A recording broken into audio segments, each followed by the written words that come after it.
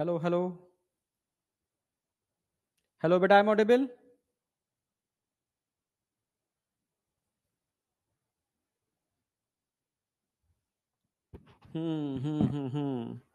Today is goal, ठीक है बेटा। लेक्चर नंबर 4 है, क्लियर है बिल्कुल। सबसे पहले good afternoon all of you, good afternoon बेटा।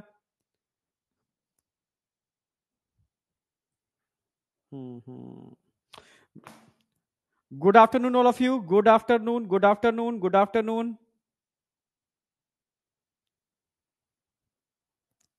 हाँ, कैसे हो? जबरदस्त, बेहतरीन।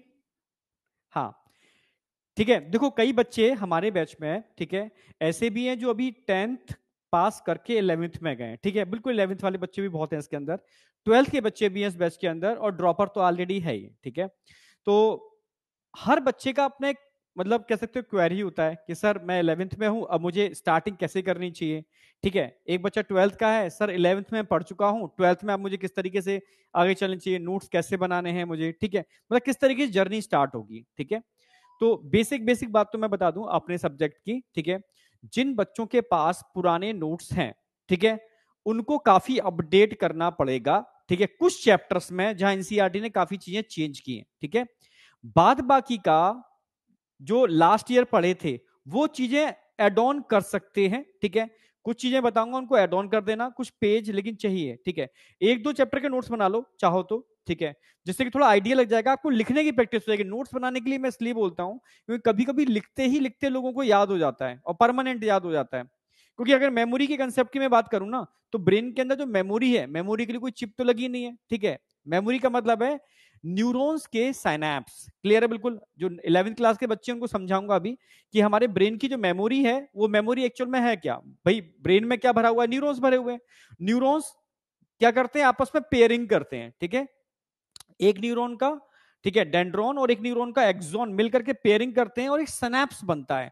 जो सनैप्स होता है वो एक मेमोरी होती है, क्लियर है बिल्कुल। हर इंफॉर्मेशन का एक सनैप्स होता है। तो जितना बेहतर आप सनैप्स बनाओगे, उतनी बेहतर आपकी मेमोरी बनेगी, ठीक है। और मेरा थोड़ा सा कंसेप्चुअल है कि यार आप जितना पढ़ाई करो, बहुत ऐसी करो कि जब एग्जाम हॉल में बैठो ना, तो कंफ्यूजन ना हो, यानी कंसेप्चुअल चीजों को आपने ऐड किया है, ठीक है। और मैंने एक बताया भी था, एक डिस्कवरी पे एक एपिसोड था कि कैसे आप, मतलब एक बार में मैं नाम पूछता जा रहा हूं, ठीक है, 100 लोगों की, और उनके नाम मुझे तुरंत याद भी होते जा रहे हैं, ठीक है। तो उसने तरीका बताया कि कोई इसमें रॉकेट साइंस नहीं है, सिंपल सा है, ठीक है। मैंने उससे उसका नाम पूछा, और उस नाम को जो पहले से मेरे ब्रेन में मेमोरी थी, मैंने उससे जोड़ लिया उसको, ठीक है। जैसे उसने नाम बोला, ठीक है, रामू, ठीक है, तो रामू मेरे पहले से मेमोरी बनी थी कि बचपन का दोस्त मेरा रामू था। तो शक्ल देखी मैंने, तुरंत मेमोरी से उस मेमोरी को कनेक्ट कर लिया, इसको देखते ही अरे रामू, ठीक है, क्योंकि बचपन का दोस्त मेरा रामू था। जो मेमोरी पहले से बनी हुई है, उस मेमोरी से उस मेमोरी को जोड़ लेना, ठीक है, तो एक बेहतर साइनेप्स बनता है, क्योंकि वहां सिग्नल आसानी से जा रहा है, क्योंकि पुरानी मेमोरी बनी हुई है, ठीक है। जब उस मेमोरी से किसी मेमोरी को जोड़ोगे तो सिग्नलिंग बहुत बढ़िया होती है, फास्ट होती है, भूलते नहीं है। तो ऐसी स्ट्रेटजी को अगर हम अपनी पढ़ाई पर लगाते हैं ना, तो बहुत अल्टीमेट रिजल्ट आता है, ठीक है। जैसे अगर मैं यहां बात करूंगा कि आप किसी भी चीज को याद करो, तो जितने सेंस ऑर्गन यूज करोगे, जैसे एक तरीका है पढ़ करके याद कर लेना, एक तरीका है पढ़ना भी है लिखना भी है, ठीक है, फिर एक तरीका है पढ़ना भी है लिखना भी है, उसको थोड़ा सा सोचना भी है, ब्रेन मैपिंग करनी है, ठीक है, फिर एक तरीका है पढ़ना भी है लिखना भी है सोचना भी है, और दोस्त जब सामने आ जाए तो उससे पूछना भी है, बता तू, ठीक है, तुझे याद है या नहीं याद है, तुझे आता है या नहीं आता, समझ रहे हो ना। तो जितना आप चीजों को, मतलब इंटरेक्ट करोगे, जितना उसको सिग्नल भेजोगे उस मेमोरी को, उतना ही सनैप्स का साइज परफेक्ट होगा, उतना ही बेहतर मेमोरी बनेगी, उतना ही लॉन्ग टर्म तक चीजों को आप याद रख पाओगे, समझ रहे हो। उतना ही जब क्वेश्चन सॉल्व करोगे टेस्ट के अंदर, कंफ्यूजन कम से कम क्रिएट होंगे। मेरी बात समझ पा रहे हो ना? यस या नो? जी सर।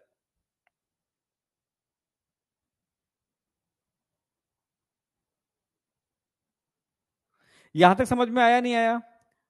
अच्छा, एक बच्चा लग रहा है लेट।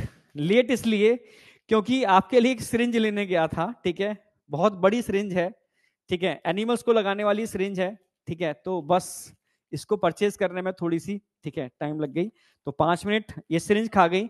और सिरिंज मैं इसलिए लेके आया हूं क्योंकि आज भाई मेरा मेन चीज है कि हर कंसेप्ट को बहुत कंसेप्चुअल ब्रेन की मेमोरी में सेट करना। ठीक है, जब हम किसी चीज को पिक्चराइज करते हैं, दिखाते हैं, तो उसकी मेमोरी बेहतर बनती है। जैसे मैं आपको कुछ चीज हिस्ट्री पढ़ा रहा हूं, ठीक है, और सेम वही हिस्ट्री आप मूवी थिएटर में देख करके आओगे तो आपको हमेशा याद रहेगी, डायलॉग तक याद रहेंगे, क्योंकि उसको आप पहले देखते हो, फिर फील करते हो, आप कानों से सुनते भी हो उसको आप, ठीक है, फिर बाहर निकल करके, ठीक है, उसकी मैपिंग भी करते हो, वाह ऐसा हुआ ऐसा हुआ, फिर स्कूल में जाकर के दोस्तों को बताते हो, यार क्या डायलॉग था उसका, समझ में आया।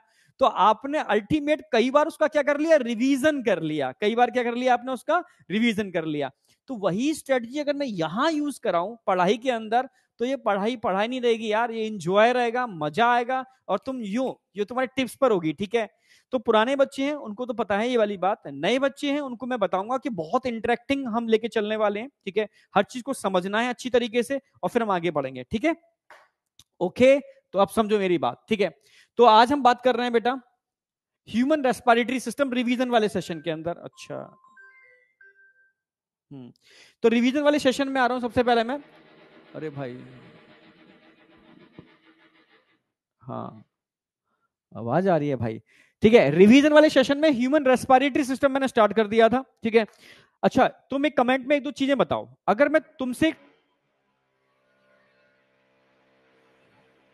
भाई हाँ, अगर तुमसे मैं क्वेश्चन पूछ रहा हूं, ठीक है, तुम्हें रिस्पॉन्स देना है। ठीक है, अगर मैं तुमसे कहूं, अरे स्पेशल वेस्कुलराइज स्ट्रक्चर किसके लिए बोलते हैं, जरा बताओ, कमेंट में बताओ, स्पेशल वेस्कुलराइज स्ट्रक्चर किसके लिए बोलते हैं। बहुत बढ़िया, लंग्स के लिए नहीं बोलते बेटा, वेस्कुलराइज स्ट्रक्चर आ जाए, स्पेशल वेस्कुलराइज स्ट्रक्चर आ जाए तो गिल्स के लिए बोलेंगे। और जहां मैं बैग की बात करूंगा, बैग थैले की बात करूंगा, समझना मेरी बात, बैग की बात करूंगा, थैले की बात करूंगा, स्पेशल वेस्कुलराइज बैग या वेस्कुलराइज बैग लाइक स्ट्रक्चर, ठीक है, तो समझना हम लंग्स की बात कर रहे हैं। ठीक है, अब समझना, अगर मैं टर्म यूज करता हूं भाई मॉइस्ट स्किन, तो मॉइस्ट स्किन को किस टाइप का रेस्पिरेशन बोलेंगे, मॉइस्ट स्किन, जरा बताओ कमेंट में, मॉइस्ट स्किन, क्यूटेनियस, बिल्कुल सही, क्यूटेनियस रेस्पिरेशन, मॉइस्ट स्किन के लिए क्यूटेनियस। ठीक है, अच्छा मैं टर्म यूज करता हूं पल्मोनरी रेस्पिरेशन, पल्मोनरी रेस्पिरेशन किसके लिए यूज करेंगे, पल्मोनरी, पल्मोनरी रेस्पिरेशन लंग्स के लिए, जबरदस्त। तो क्यूटेनियस समझ में आ गया, पल्मोनरी समझ में आ गया। ठीक है, अच्छा एक टर्म यूज कर रहा हूं ब्रैंकियल रेस्पिरेशन, ब्रैंकियल रेस्पिरेशन किसके लिए टर्म यूज करेंगे, ब्रैंकियल रेस्पिरेशन, ब्रैंकियल बेटा, ब्रैंकियल रेस्पिरेशन गिल्स के लिए, जबरदस्त। तो ब्रैंकियल रेस्पिरेशन गिल्स के लिए यूज करेंगे, बहुत बढ़िया। ठीक है, बहुत बढ़िया, सुपर। अच्छा अगर मैं ट्यूबुलर रेस्पिरेशन की बात करता हूं, ट्यूबुलर रेस्पिरेशन, तो ट्यूबुलर रेस्पिरेशन के लिए एक टर्म यूज किया था मैंने, ट्यूबुलर रेस्पिरेशन के लिए क्या टर्म यूज करेंगे, ट्यूबुलर रेस्पिरेशन के लिए, ट्यूबुलर ना, ट्रैकियल रेस्पिरेशन, यस, ट्यूबुलर का मतलब है नेटवर्क ऑफ ट्यूब्यूल, तो उसको बोलते हैं ट्रैकियल, ट्रैकियल रेस्पिरेशन, ट्रैकिया होते हैं। ठीक है, यस, कॉकरोच में मिलता है, बिल्कुल सही, ट्रैकियल रेस्पिरेशन, क्लियर बिल्कुल। हाँ, मॉइस्ट स्किन की जगह टर्म वो यूज करता है मॉइस्ट क्यूटिकल, तो मॉइस्ट क्यूटिकल के लिए बस सिंपल याद रखना, अर्थवॉर्म में देखने को मिलती है, क्योंकि वहां स्किन बहुत थिन होती है, तो उसको प्रोटेक्ट करने के लिए एक नॉन नॉन ठीक है सेलुलर, जो सेल से मिलकर नहीं बनी होती, एक लेयर बन जाती है उसके ऊपर, जो उसको प्रोटेक्ट करती है और रेस्पिरेशन में भी हेल्प करती है, समझ रहे हो, उसको मॉइस्ट क्यूटिकल बोलते हैं, प्रोटेक्टिंग लेयर होती है क्यूटिकल, क्लियर बिल्कुल। हाँ, तो मॉइस्ट क्यूटिकल अर्थवॉर्म के लिए यूज करेंगे। ठीक है, और जनरल बॉडी सरफेस सबके लिए यूज कर सकते हैं। स्टार्टिंग में जो एनिमल थे ना, तो उनके पास मॉइस्ट स्किन थी ना मॉइस्ट क्यूटिकल थी, बस बॉडी सरफेस थी, उसे यूज कर रहे थे। तो स्टार्टिंग में जितने भी इनवर्टिब्रेट थे उनके लिए हम जनरल बॉडी सरफेस यूज करते हैं, यहां तक कोई डाउट नहीं होना चाहिए, चीजें टिप्स पर होनी चाहिए। ठीक है, ह्यूमन रेस्पिरेटरी सिस्टम में सबसे पहले मैंने आपको स्ट्रक्चर बताया था अपर वाले पार्ट का। ठीक है, मैंने अपर बताया था वन पेयर नॉस्ट्रिल होते हैं, यहां से कंडक्टिंग जोन आपकी चालू हो जाती है, वन पेयर नॉस्ट्रिल नथुने होते हैं, यहां से आपकी कंडक्टिंग जोन चालू हो जाती है। अंदर एक चैम्बर होता है, नेजल चैम्बर, नेजल चैम्बर, जिसमें इस तरीके से उभार होते हैं, टर्बिनेट, तीन जोड़ी, थ्री पेयर टर्बिनेट होते हैं, थ्री इधर थ्री इधर। ठीक है, अगर मैं टर्बिनेट की बात करता हूं, ठीक है, इनमें जो तीसरा टर्मिनेट होता है ऊपर वाला, सबसे ऊपर वाला, उसमें एक मेम्ब्रेन होती है जो स्मेल स्मेल के लिए रिस्पॉन्सिबल होती है, जिसकी वजह से आप स्मेल ले पाते हो, और उसका कनेक्शन ब्रेन से होता है और ब्रेन उसको महसूस कर पाता है। ठीक है, यस। ठीक है, इसके अलावा ये नेजल चैम्बर एक छोटी सी ओपनिंग होती है, दो अगेन वैसी ओपनिंग होती है, उनसे अगेन स्पेस में खुलता है, उसको फेरिंग्स बोलते हैं। Pharynx is a common passage for air and food, दोनों के लिए कॉमन रास्ता होता है, क्योंकि माउथ भी उससे जुड़ा हुआ है फेरिंग्स से, इसको ओरोफेरिंग्स बोलेंगे। नेजल चैम्बर भी जुड़ा हुआ है, नेजोफेरिंग्स बोलेंगे। और फेरिंग्स का वो पार्ट जो नीचे ट्रैकिया से जुड़ा हुआ है, लैरिंग से जुड़ा हुआ है, उसको लैरिंगो फेरिंग्स बोलेंगे। ठीक है, पर फेरिंग्स याद रखो सफिशिएंट है। डाइजेस्टिव सिस्टम में हम सारे पार्ट कराते थे, डाइजेस्टिव सिस्टम अब सिलेबस से हटा दिया है। ठीक है, अब 10th के सिलेबस में था, अब आगे नहीं है। ठीक है, पर कंसेप्ट इसके ऐड होंगे यहां पर। ठीक है, तो ये भी क्लियर हो गया भाई, laryngopharynx, pharynx is a common passage हो गया। ठीक है, अब यहां दो ओपनिंग है नीचे, दो दो ट्यूब्स लाइक स्ट्रक्चर है, एक तो ट्रैकिया है, ईयर पाइप, क्लियर है, और दूसरा आपको ध्यान रखना है यहां पर ईसोफेगस है। ठीक है, फूड पाइप। ट्रैकिया की ओपनिंग को क्या बोलते हैं? ग्लॉट। भाई ट्रैकिया की ओपनिंग को क्या बोलेंगे? ग्लॉटिस। और फूड पाइप की ओपनिंग को क्या बोलेंगे? गलिट। गलिट। अच्छा, ग्लॉटिस को कवर करने के लिए क्या होता है? ग्लॉटिस को कवर करने के लिए क्या होता है? एक cartilaginous flap, thin cartilaginous flap. क्या बोलते हैं? थिन कार्टिलेजिनस फ्लैप को एपिग्लॉटिस। बहुत सही, बिल्कुल सही। थिन कार्टिलेजिनस फ्लैप को हम क्या बोलते हैं? Epiglottis. Thin cartilaginous flap, epiglottis. ठीक है, वो वो क्या खुलता है? लैरिंग्स के अंदर। लैरिंग्स क्या है आपका? Sound box. लैरिंग्स क्या है आपका? Sound box. अगर मैं लैरिंग्स की बात करता हूं, साउंड बॉक्स की बात करता हूं, ठीक है, तो ध्यान रखना ये भी कार्टिलेज के मिलने से बनता है। Yes, it is a cartilaginous box, जिसको बनाने के लिए 9 कार्टिलेज होती हैं, तब आपका साउंड बॉक्स बनता है लैरिंग्स। ठीक है, तो फेरिंग्स आपका ट्रैकिया में खुलता है थ्रो सॉरी हाँ, फेरिंग्स आपका ट्रैकिया में खुलता है through larynx. Larynx is the sound box. Pharynx common passage है, ट्रैकिया एयर पाइप है, उसमें खुल रहा है through larynx. Larynx sound box है जो कार्टिलेजनस बॉक्स होता है। ठीक है, एपिग्लॉटिस भी थिन कार्टिलेजनस फ्लैप है। कभी कभी थिक कार्टिलेजनस फ्लैप भी ऑप्शन में दे सकते हैं, तो आप गलती मत करना, थिन कार्टिलेजनस फ्लैप। ठीक है, थिन कार्टिलेजनस फ्लैप, क्लियर है। अब मैं ट्रैकिया की बात करता हूं। ठीक है, तो ट्रैकिया आगे जाकर के दो पार्ट में डिवाइड हो रही है। ट्रैकिया आगे जाकर के दो पार्ट में डिवाइड हो रही है वेंट्रल साइड पर, जबकि पीछे डोर्सल साइड पर क्या है? हमारी वर्टिब्रल कॉलम है, रीढ़ की हड्डी है, जिसमें गर्दन में 7 कॉलम है छोटे छोटे। ठीक है, जहां आपकी रिफ्ट जुड़ती हैं वहां 12 कॉलम होते हैं, थोरैसिक। फिर नीचे 5 लंबर होते हैं, फिर सैक्रम एक होता है, कॉकेक्स या कॉक्सीजियल भी एक होता है। तो इससे मिलकर के आपकी पूरी रीढ़ की हड्डी यानी बैकबोन इन वर्टिब्रल कॉलम के मिलने से बनती है, जो मैं बोन वाले चैप्टर में डिटेल्ड में पढ़ाऊंगा। टोटल 26 कॉलम होते हैं। ठीक है, अब बात करते हैं कि ट्रैकिया आगे से दो पार्ट में डिवाइड हो रही है। कहां से डिवाइड हो रही है? जो पीछे की साइड देखोगे, थोरैसिक, 5वें नंबर का थोरैसिक जो कॉलम था, वर्टिब्रल कॉलम था, उसके सामने से ट्रैकिया दो पार्ट में बाइफर्केट हो रही है। ठीक है भाई, पीछे वर्टिब्रल कॉलम 5वें नंबर का T5, थोरैसिक का 5वां, उसके सामने से ट्रैकिया दो पार्ट में डिवाइड हो रही है। ठीक है, यस, लेफ्ट एंड राइट। ठीक है, primary bronchi, left and right primary bronchi, clear है बिल्कुल, left and right primary bronchi, ये समझ लो पहले तो।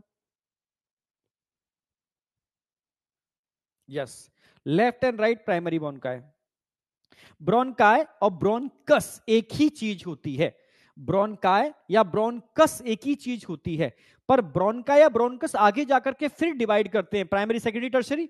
फिर जो अगेन डिवीजन बनते हैं उनको ब्रोंक्यूल बोलते हैं, जो और थिन होते हैं, ब्रोंक्यूल और थिन होते हैं। ठीक है, तो लंग्स के अंदर जाकर के पूरा रेस्पिरेटरी ट्री बनता है। जैसे ट्रैकिया डिवाइड करेगी प्राइमरी ब्रोंकाई, फिर सेकेंडरी ब्रोंकाई, फिर टर्शरी ब्रोंकाई। फिर 3 ब्रोंक्यूल आएंगे, initial bronchiole, terminal bronchiole, then respiratory bronchiole. और रेस्पिरेटरी ब्रोंक्यूल से चालू हो जाता है क्या? आपका रेस्पिरेटरी जोन, जहां से धीरे धीरे डिफ्यूजन ऑफ गैसेस स्टार्ट हो जाता है। धीरे धीरे डिफ्यूजन ऑफ गैसेस स्टार्ट हो जाता है। क्यों? क्योंकि यहां पर बहुत थिन एपिथेलियल टिश्यू होते हैं, बहुत पतले होते हैं, आसानी से डिफ्यूजन हो पाता है। इसको क्या बोलते हैं? कमेंट में बताओ, रेस्पिरेटरी जोन में कौन से एपिथेलियल टिश्यू होंगे? सिंपल स्क्वेमस एपिथेलियल टिश्यू, बहुत सही। Simple squamous epithelial tissue respiratory zone में होंगे, बिल्कुल फ्लैटेंड होते हैं, टाइल जैसे होते हैं, आसानी से डिफ्यूजन हो सकता है। जबकि कंडक्टिंग जोन यहां से चालू हो जाती है आपकी एक्सटर्नल नोस्ट्रिल से, नेजल चैम्बर में जाएगी, फेरिंग्स में जाएगी, फिर लैरिंग्स से होते हुए ट्रैकिया, और ट्रैकिया से प्राइमरी, सेकेंडरी, टर्शरी ब्रोंकाई, फिर इनिशियल एंड टर्मिनल ब्रोंकियोल तक आपकी कंडक्टिंग जोन होती है। टर्मिनल ब्रोंकियोल तक कंडक्टिंग जोन होती है।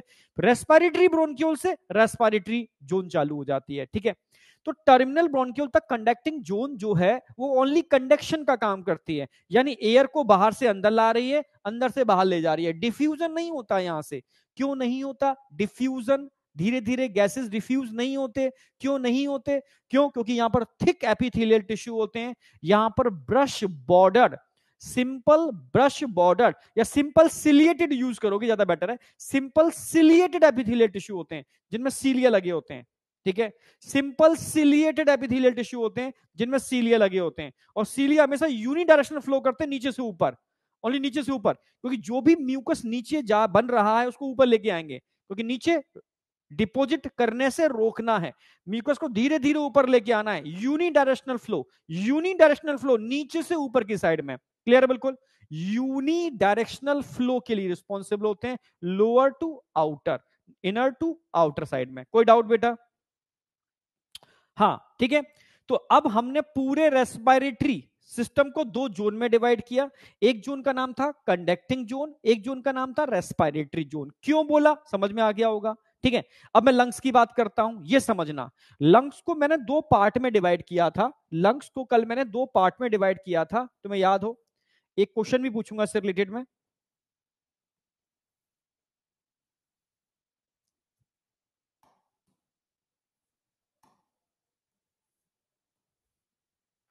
ये ट्रैकिया थी आपकी, ठीक है, फिर लंग्स थे आपके। अगर मैं यहां राइट लंग्स की बात करता हूं, राइट लंग्स कंपैरेटिव ज्यादा बड़े होते हैं। हाँ, लेफ्ट लंग्स ज्यादा बड़े नहीं होते, यहां थोड़ा कार्डिक नॉच होती है। क्यों? क्योंकि यहां पर हार्ट प्रेजेंट होता है। यस, ये लेफ्ट लंग्स है। अब एक्चुअल में लंग्स का काम क्या था? Diffusion of gases. भाई जितना लंग्स अच्छा एक्सपेंड करेगा, तुम्हें पता है लंग्स का एरिया कितना होता है, ठीक है। इस लंग्स के अंदर क्या होते हैं? छोटे छोटे स्ट्रक्चर्स होते हैं, इनको एल्वियोलाई बोलते हैं, एल्वियोलाई, ठीक है। अभी बताऊंगा कि alveoli is a unit of, alveoli क्या है? Unit of lungs. आज मैं स्ट्रक्चर ऑफ एल्वियोलाई कराने वाला हूं, ठीक है, वापस आ रहा हूं। एल्वियोलाई को हम क्या बोलते हैं? Unit of lungs. It is a unit, unit of lungs. हमारे लंग्स की यूनिट है, इकाई है एल्वलाई होती है। कितनी एल्वलाई होती है हमारे लंग्स के अंदर, ठीक है? लगभग 300 मिलियन।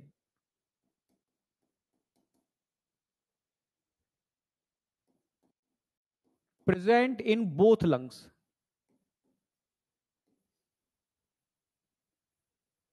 एरिया कितना होता है? सारी इसको खोल दो, निकाल दो, कितना एरिया होगा? लगभग 80 से लेकर के 100 metre square area, area of lungs. समझना, लंग्स लंग्स छोटे छोटे थैलियों के मिलने से बनते हैं, इनको एल्वियोलाई बोलते हैं, ठीक है, क्लियर बिल्कुल। हाँ, तो 3 पॉइंट्स मैंने बता दिए, अभी आप बात करेंगे, ठीक है। तो लंग्स का एरिया बहुत ज्यादा होता है, कितना होता है? लगभग 80 से 100 मीटर स्क्वायर, एक टेनिस कोर्ट के बराबर। ये सिविल आईएएस में पूछा गया क्वेश्चन है कि बॉडी का कौन सा ऑर्गन है जिसका एरिया अप्रोक्सीमेटली टेनिस कोर्ट के एरिया के बराबर होता है? तो लंग्स का एरिया टेनिस कोर्ट के एरिया के बराबर होता है। समझ रहे हो ना? लंग्स भाई बहुत, ठीक है, इसका एरिया बहुत ज्यादा होता है। लंग्स में छोटे छोटे थैलियां हैं, सबको खोल करके जोड़ करके एक तरपाल बनाई जाए ना, तो एक पूरा टेनिस कोर्ट ढक जाएगा। शर्त है कि आप स्मोकिंग ना करते हो। जो लोग स्मोकिंग करते हैं उनके अंदर ये सेप्टम डाइजेस्ट हो जाते हैं और उनका एरिया बहुत रिड्यूस हो जाता है। समझ रहे हो ना मेरी बात? हाँ। तो अब लंग्स का काम क्या है? जितना ज्यादा एरिया होगा ना, उतना ही अच्छा क्या होगा? एक्सचेंज ऑफ गैसेस होगा। तो नेचर ने एक तो एल्वलाई को बनाया और लंग्स को भी छोटे छोटे लोब्स में डिवाइड किया। जैसे अगर मैं बात करूं, ठीक है, राइट लंग्स, तो राइट लंग्स को बनाने के लिए ऐसे एक लोब होता है, पूरा एक सेप्टम होता है, ये सेप्टम, ये ऐसा सेप्टम होगा, ठीक है। इतना ही नहीं, यहां पर एक ऐसा सेप्टम भी होता है, ये। तो ये 3 पार्ट हैं मतलब राइट लंग्स आपका 3 टुकड़ों के मिलने से बनता है, ऐसा भी कह सकते हो या ऐसा कह सकते हो इसमें 3 मतलब चैम्बर हैं। राइट लंग्स में 3 चैम्बर हैं, ऐसे समझो 3 चैम्बर हैं। इनको डिवाइड करने के लिए यहां पर एक सेप्टम लगा हुआ है, ऐसे ऐसे। यहां डिवाइड करने के लिए यहां एक सेप्टम लगा हुआ है, इसको फिशर भी बोलते हैं।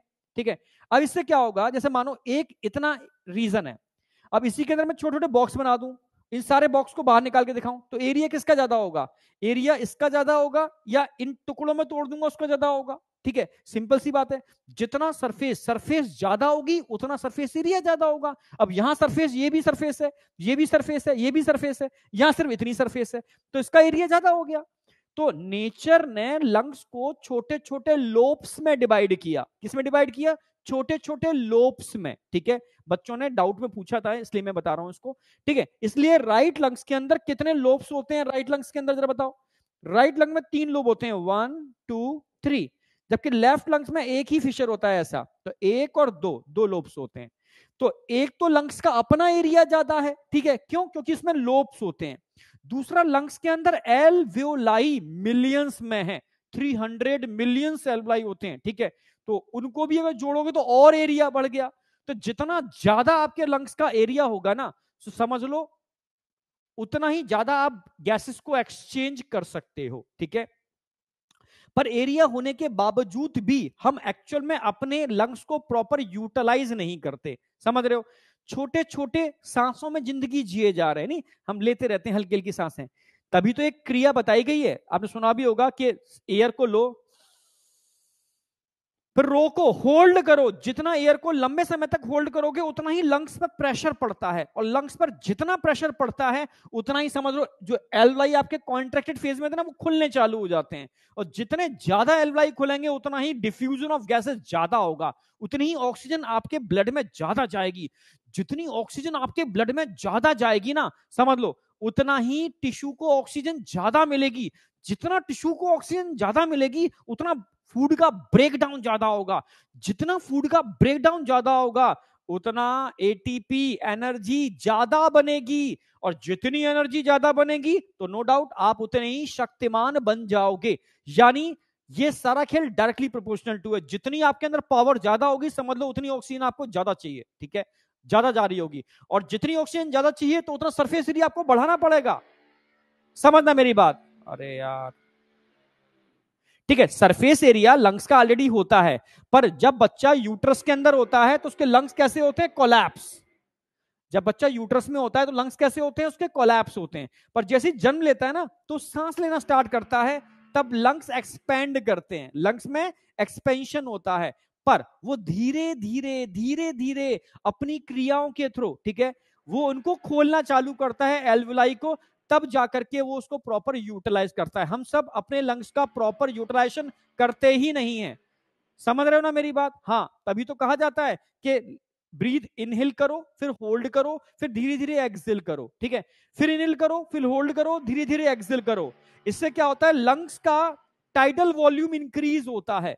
ठीक है, टाइडल वॉल्यूम जितना इंक्रीज होगा, टाइडल वॉल्यूम समझ रहे हो? लंग्स की जो अपना जो वॉल्यूम है वो टाइडल वॉल्यूम है। ठीक है, जितना आप उसको इंक्रीज करोगे, नो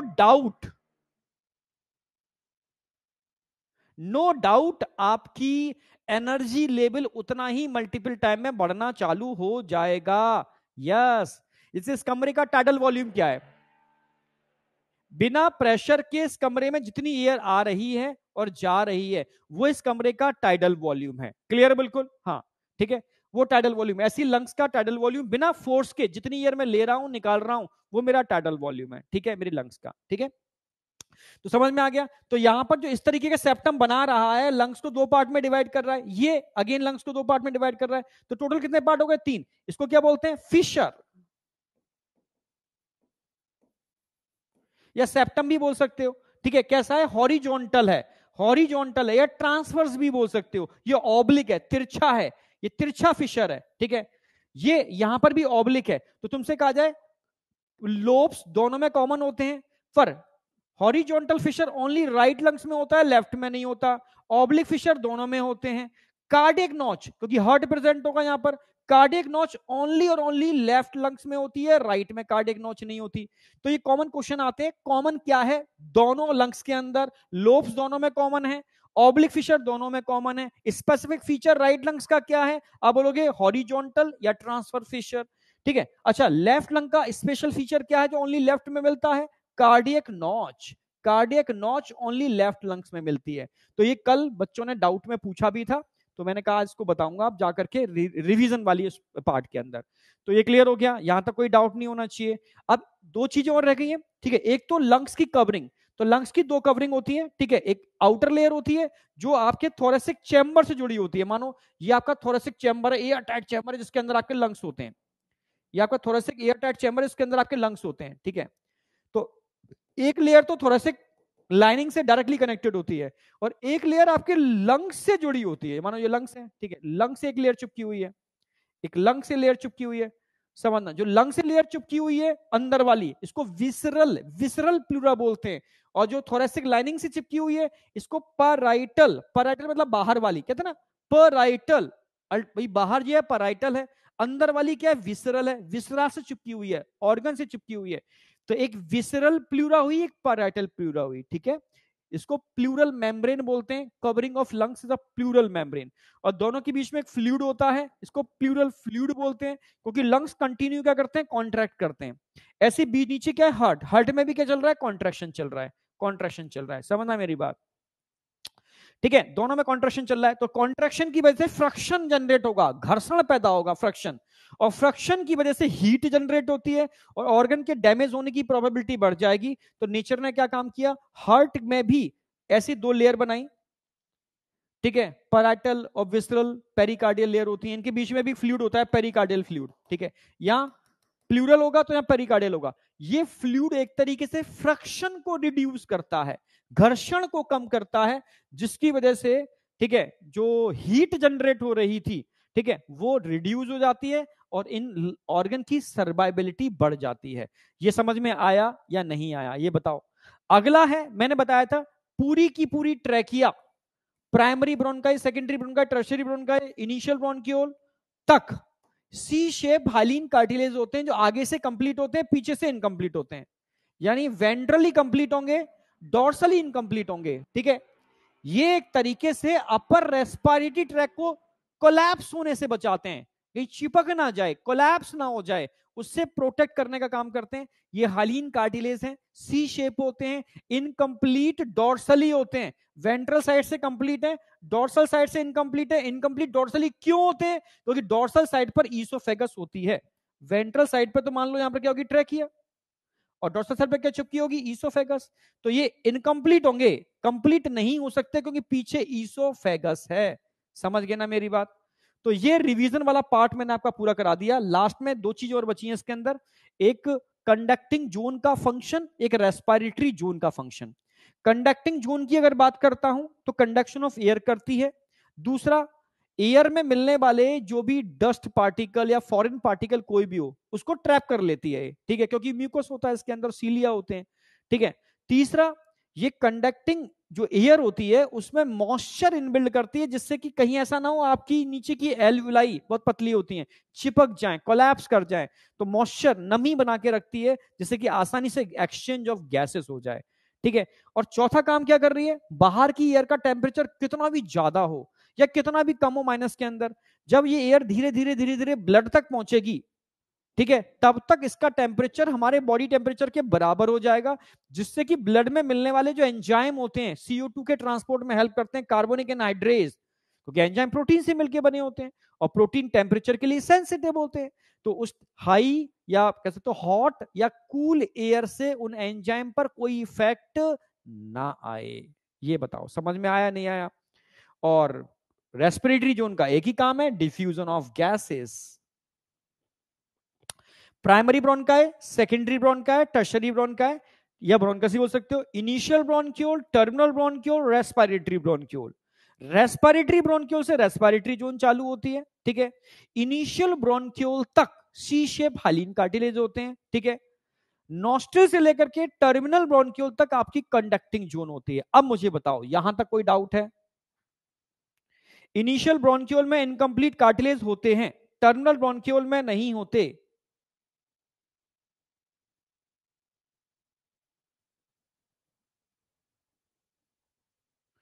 बेटा तू इतनी सारा लंबा तू मैसेज लिख रही है, मैं पढ़ ही नहीं पाऊंगा। कार्डिक नॉच के काम, कार्डिक नॉच का काम कुछ नहीं है, समझो। ये आपका हार्ट होता है यहाँ पर लेफ्ट साइड, कहते ना हमारा हार्ट कहाँ है, लेफ्ट साइड, धक धक धक धक धक धक।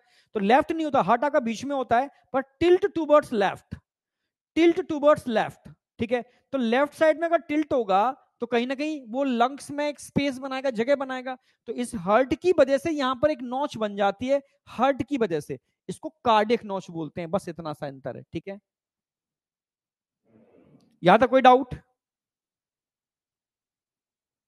हाँ, एक बच्चा पूछ रहा है कि प्राइमरी ब्रोंकाई ब्रोंक्यूल तक के बाद हाइलिन कार्टिलेज नहीं होते। यस, देखो स्टार्टिंग का जो पार्ट है वहां फोर्स ज्यादा होता है एयर का, तो वहां कोलैप्स होने की प्रोबेबिलिटी ज्यादा होती है। फिर नीचे आते आते उसका प्रेशर कम हो जाता है और एयर धीरे धीरे डिफ्यूज करना चालू कर देती है, तो नीचे कोलैप्सिंग की प्रॉब्लम नहीं होती। इसका एक साइंटिफिक लॉजिक और है, ठीक है, वो अभी तुम्हें बताऊंगा, तुम कंफ्यूज ना हो जाओ। एक सरफेक्टेंट होता है जो लंग्स के लोअर वाले पार्ट में बनता है, लेसिथिन, ठीक है। वो सरफेक्टेंट इन एल्वुलाई को कोलैप्स होने से बचाता है, सरफेस टेंशन कम कर देता है ना, तो कोलैप्स नहीं होंगे। वो अभी मेडिकल में पढ़ोगे आप एमबीबीएस के अंदर। तो सरफेक्टेंट की प्रेजेंस की वजह से लोअर पार्ट में हाइलिन कार्टिलेज नहीं होते, सिर्फ अपर पार्ट में होते हैं, वहां वो सरफेक्टेंट नहीं होता। तो नेचर ने सी शेप हाइलिन कार्टिलेज बना दिए, जिससे कि जब एयर तेजी से अंदर और बाहर जाए तो कहीं ऐसा ना हो कोलैप्स कर जाए, ठीक है। जैसे तुम देखोगा हैप्पी बर्थडे, किसी का बर्थडे होता है तो एक छोटा सा वो आता है एयर को भरने वाला, उसमें रोल होता है ऐसे, ठीक है। जैसे करोगे तो खुल जाएगा एकदम, और करोगे फिर सर्किल हो जाएगा, फिर खुल जाएगा, फिर सर्किल हो जाएगा, ठीक है। ये एक पॉलिथीन ही ले लो, मान लो ये पॉलिथीन ही ले लेते हैं, ठीक है। एक मिनट रुको,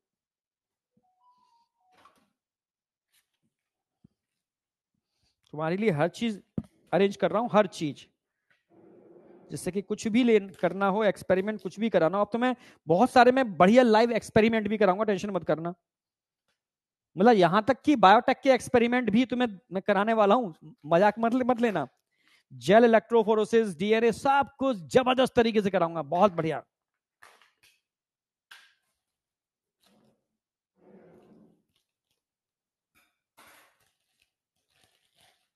भाई आज इसका होगा सारा, ठीक है, मान लो, ठीक है। ये आपका ट्रैकिंग पार्ट है, ठीक है, समझना मेरी बात।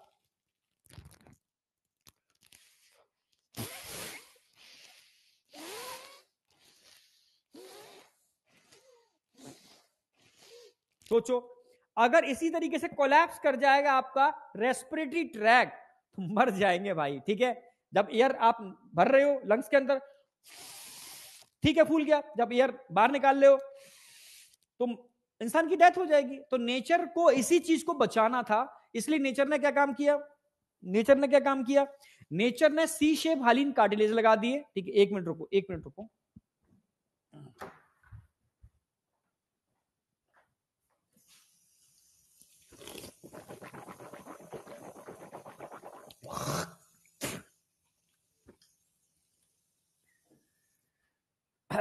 कुछ लगा था थैली पे, मुझे लग रहा है।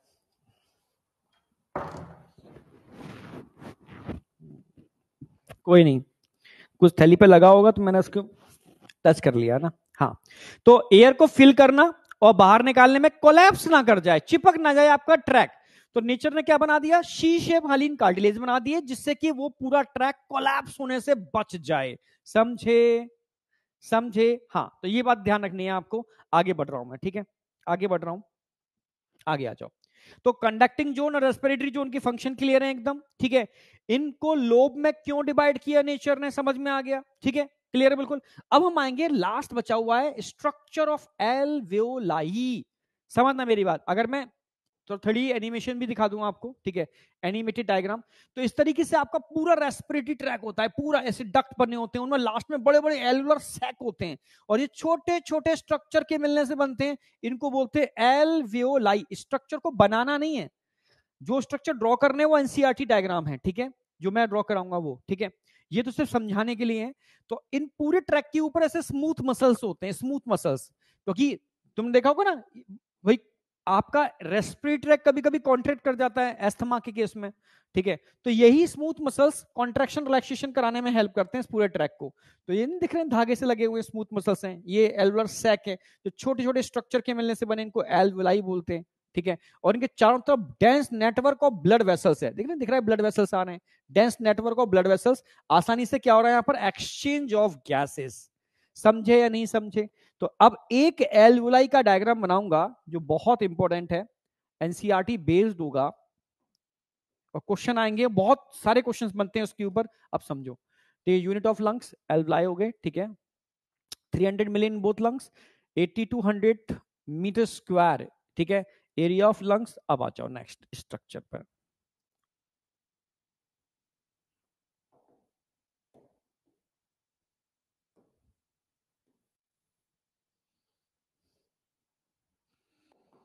ये मान लो आपकी एल्वुलाई है, सिंगल एल्वुलाई, एल्वुलर डक्ट से जुड़ी हुई है,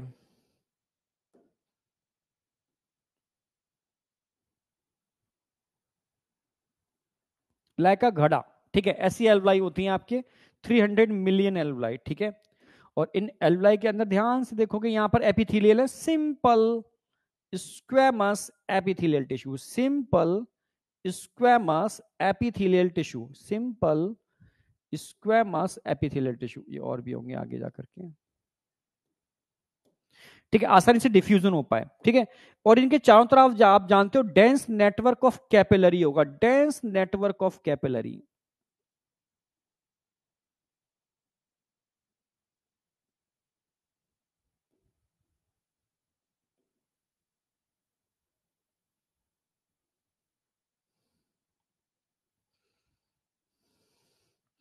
डेंस नेटवर्क ऑफ कैपिलरी इनके चारों तरफ होता है, ठीक है। और कैपिलरी भी एक खास टाइप के एपिथेलियल टिश्यू से मिलकर बने होते हैं, ये भी सिंपल स्क्वेमस एपिथेलियल टिश्यू होते हैं, पर इनका नाम होता है एंडोथीलियम। क्या बोलते हैं इनको? एंडोथीलियम, एंडोथीलियम, एंडोथीलियम,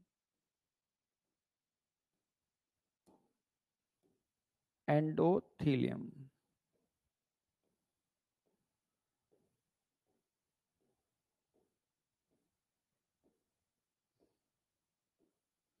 योगी एंडोथीलियम, ठीक है।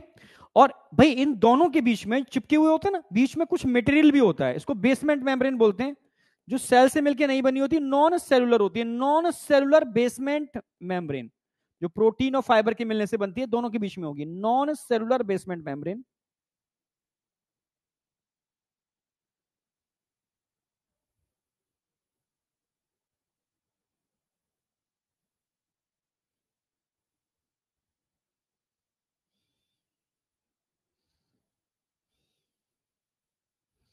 ये नॉन सेलुलर बेसमेंट मेम्ब्रेन है दोनों के बीच में, येलो कलर की, ठीक है। और आरबीसी में आप जानते ही हो, ठीक है, यहां थोड़ा मैं ब्लू कलर दिखा रहा हूं क्योंकि डीऑक्सीजनेटेड ब्लड होगा यहां पर, ठीक है।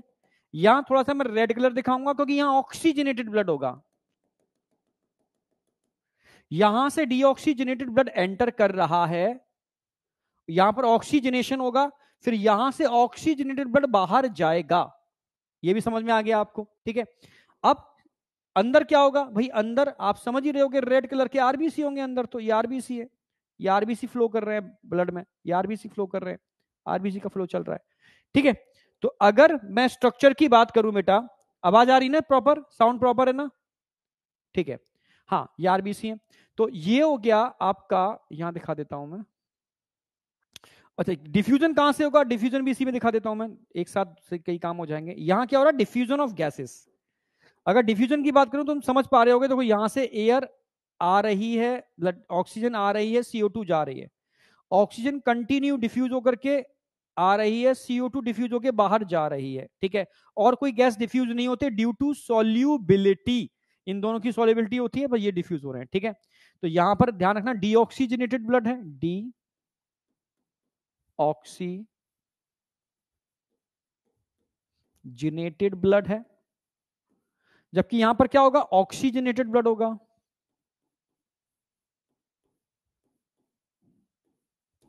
ठीक है। ये एल्वुलाई हो गई,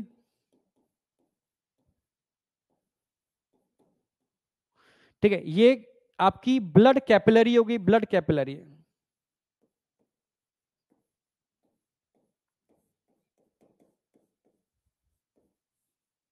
यह नंबर ऑफ डिफ्यूजन लेयर पूछ लेता है, ठीक है भाई, ये क्या और डिफ्यूजन हो रहा है, ठीक है, डिफ्यूजन ऑफ गैसेस, ये हो क्या रहा है, diffusion of gases,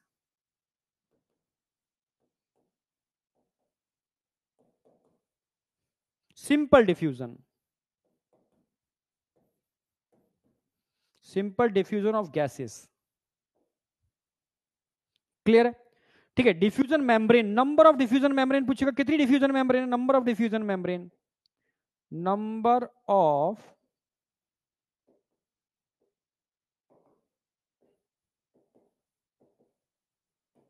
diffusion membrane कितनी होंगी,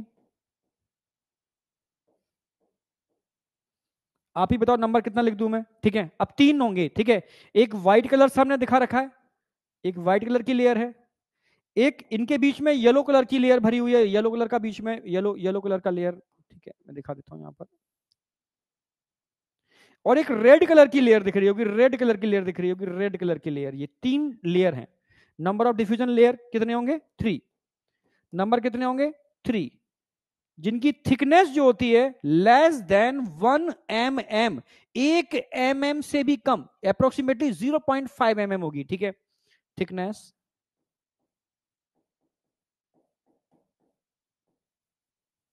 लेस देन 1 mm, ब्रैकेट में लिख देते हैं 0.5 mm के आसपास, 1 mm से भी कम, ठीक है, ये थिकनेस होती है। डिफ्यूजन मेम्ब्रेन कितनी होती है, 3, ये मत भूल जाना, नंबर ऑफ डिफ्यूजन मेम्ब्रेन कितनी होंगी, 3, इसकी थिकनेस लेस देन 1 mm होगी, ठीक है। अब नाम क्या है इन तीनों का, अब नाम की बात कर लेते हैं। व्हाइट कलर की जो लेयर है एल्वलाई के अंदर, ठीक है, सिंपल स्क्वेमस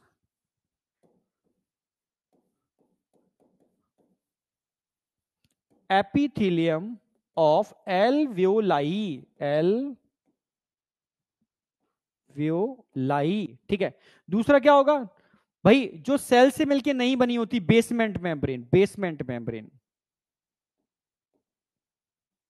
बेसमेंट मेम्ब्रेन,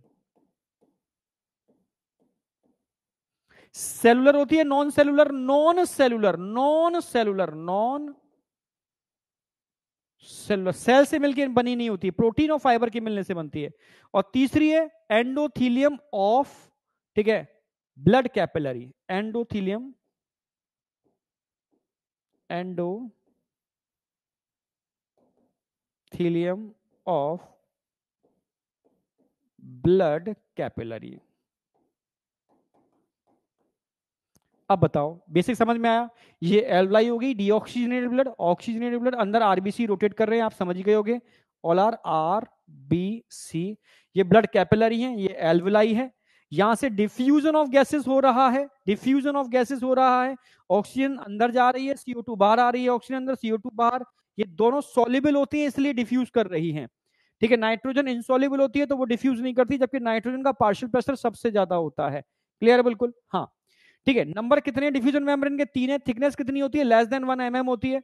नाम कौन कौन से हैं लेयर्स के, एक simple squamous epithelium of alveoli, basement membrane, basement membrane, ठीक है, और तीसरा होता है endothelium of blood capillary, endothelium of blood capillary.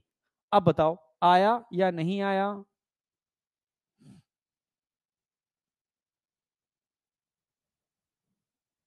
Thickness बेटा ये है ना, थिकनेस, ये थिकनेस, इन तीनों लेयर की थिकनेस जहां से डिफ्यूजन हो रहा है, ठीक है।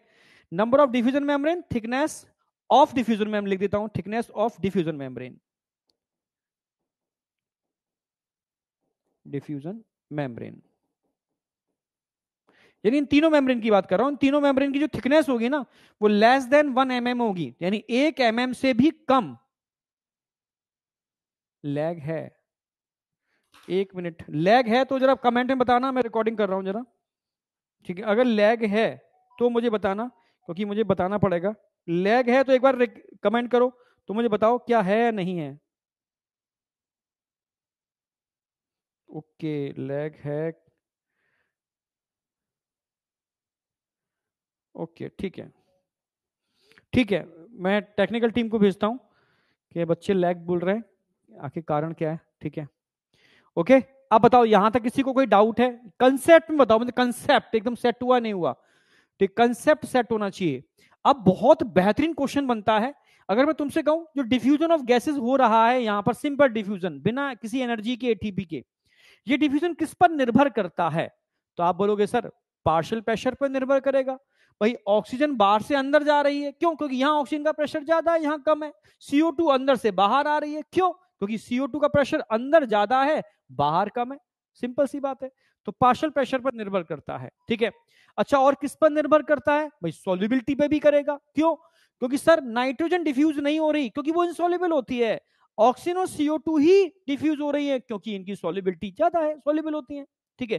जिसमें भी CO2 का डिफ्यूजन सबसे तेजी से होता है क्योंकि उसकी सॉल्युबिलिटी कंपैरेटिव ऑक्सीजन 20 से 25 टाइम ज्यादा होती है। यस, समझाऊंगा अभी, ठीक है। और तीसरा क्या है? थिकनेस। अगर मैं इस थिकनेस को बढ़ा दूं तो डिफ्यूजन का रेट घटेगा या बढ़ेगा? जरा बताओ। अगर मैं इस थिकनेस को बढ़ा दूं जहां से डिफ्यूजन ऑफ गैसेस हो रहा है, तो इसका डिफ्यूजन बढ़ेगा या घटेगा? घटेगा, डिक्रीज। यस, अगर हम थिकनेस इंक्रीज करेंगे तो रेट ऑफ डिफ्यूजन डिक्रीज होगा। यानी ये डायरेक्टली प्रोपोर्शनल टू हुआ या इनवर्सली प्रोपोर्शनल टू हुआ? जरा बताओ। एक चीज बढ़ाने पर दूसरी चीज घट रही है, एक को बढ़ाया दूसरा कम हो रहा है, तो डायरेक्टली प्रोपोर्शनल टू हुआ या इनवर्सली प्रोपोर्शनल टू हुआ? इनवर्सली प्रोपोर्शनल टू हुआ। यस, डायरेक्टली का मतलब होता है एक को बढ़ाया तो दूसरा भी बढ़ रहा है, डायरेक्टली प्रोपोर्शनल टू। एक को घटाया दूसरा भी घट रहा है, डायरेक्टली प्रोपोर्शनल टू। दोनों एक दूसरे पर डिपेंड है। एक को बढ़ा रहे हो, एक को बढ़ा रहे हो तो दूसरा घट रहा है इनवर्सली, इसको बढ़ा रहे हो तो ये घट रहा है इनवर्सली। यानी उल्टा है, एक को बढ़ा रहे दूसरा घट रहा है इनवर्सली, एक को बढ़ा रहे दूसरा भी बढ़ रहा है डायरेक्टली, ठीक है। तो ध्यान रखना, सॉल्युबिलिटी अगर ज्यादा होगी तो डिफ्यूजन ज्यादा होगा, डायरेक्टली प्रोपोर्शनल टू, ठीक है। पार्शियल प्रेशर ज्यादा होगा तो डिफ्यूजन ज्यादा होगा, डायरेक्टली प्रोपोर्शनल टू। हाँ, थिकनेस बढ़ाओगे तो डिफ्यूजन घटेगा, इनवर्सली प्रोपोर्शनल टू। ये क्वेश्चन टेक्निकल पूछे जा सकते हैं, तो आपको पता होना चाहिए। समझे? यस या नो? ठीक है, चलो बहुत बढ़िया। तो बेसिक स्ट्रक्चर ऑफ एल्वलाई की बात क्लियर हो गई, मैंने डायग्राम बता दिया है, ये एल्वलाई का डायग्राम होता है इस तरीके से, ठीक है। यहां तक कोई डाउट नहीं होगा। अब आगे कुछ पॉइंट्स हैं, इसके बाद मैं आगे बढ़ूंगा। जैसे rate of diffusion of gases affected by thickness of diffusion membrane, partial pressure of gases and solubility of gases. और ये ध्यान रखना है, क्वेश्चन बहुत पूछा जाता है, एनसीईआरटी में साफ साफ दे रखा है कि CO2 की सॉल्युबिलिटी कंपैरेटिव ऑक्सीजन कितना ज्यादा होती है? 20 से 25 टाइम हायर होती है। यस, इसलिए पर यूनिट एरिया निकालोगे अगर, एक मिनट,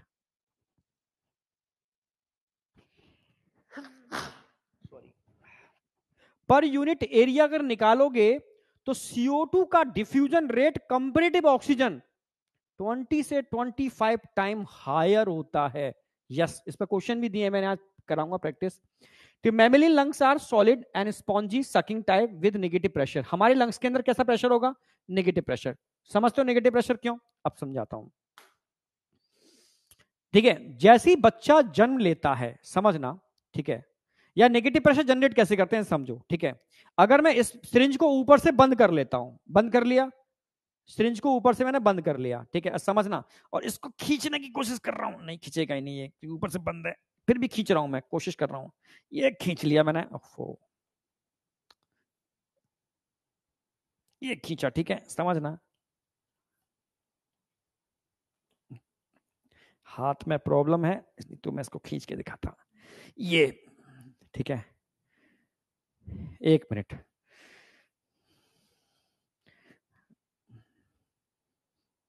समझना, ये खींचा ना मैंने, तो अब बताओ अंदर प्रेशर नेगेटिव होगा पॉजिटिव होगा? अंदर का प्रेशर नेगेटिव होगा पॉजिटिव होगा? देखो ऊपर क्या, सीधा सिरिंज ऊपर जाएगा।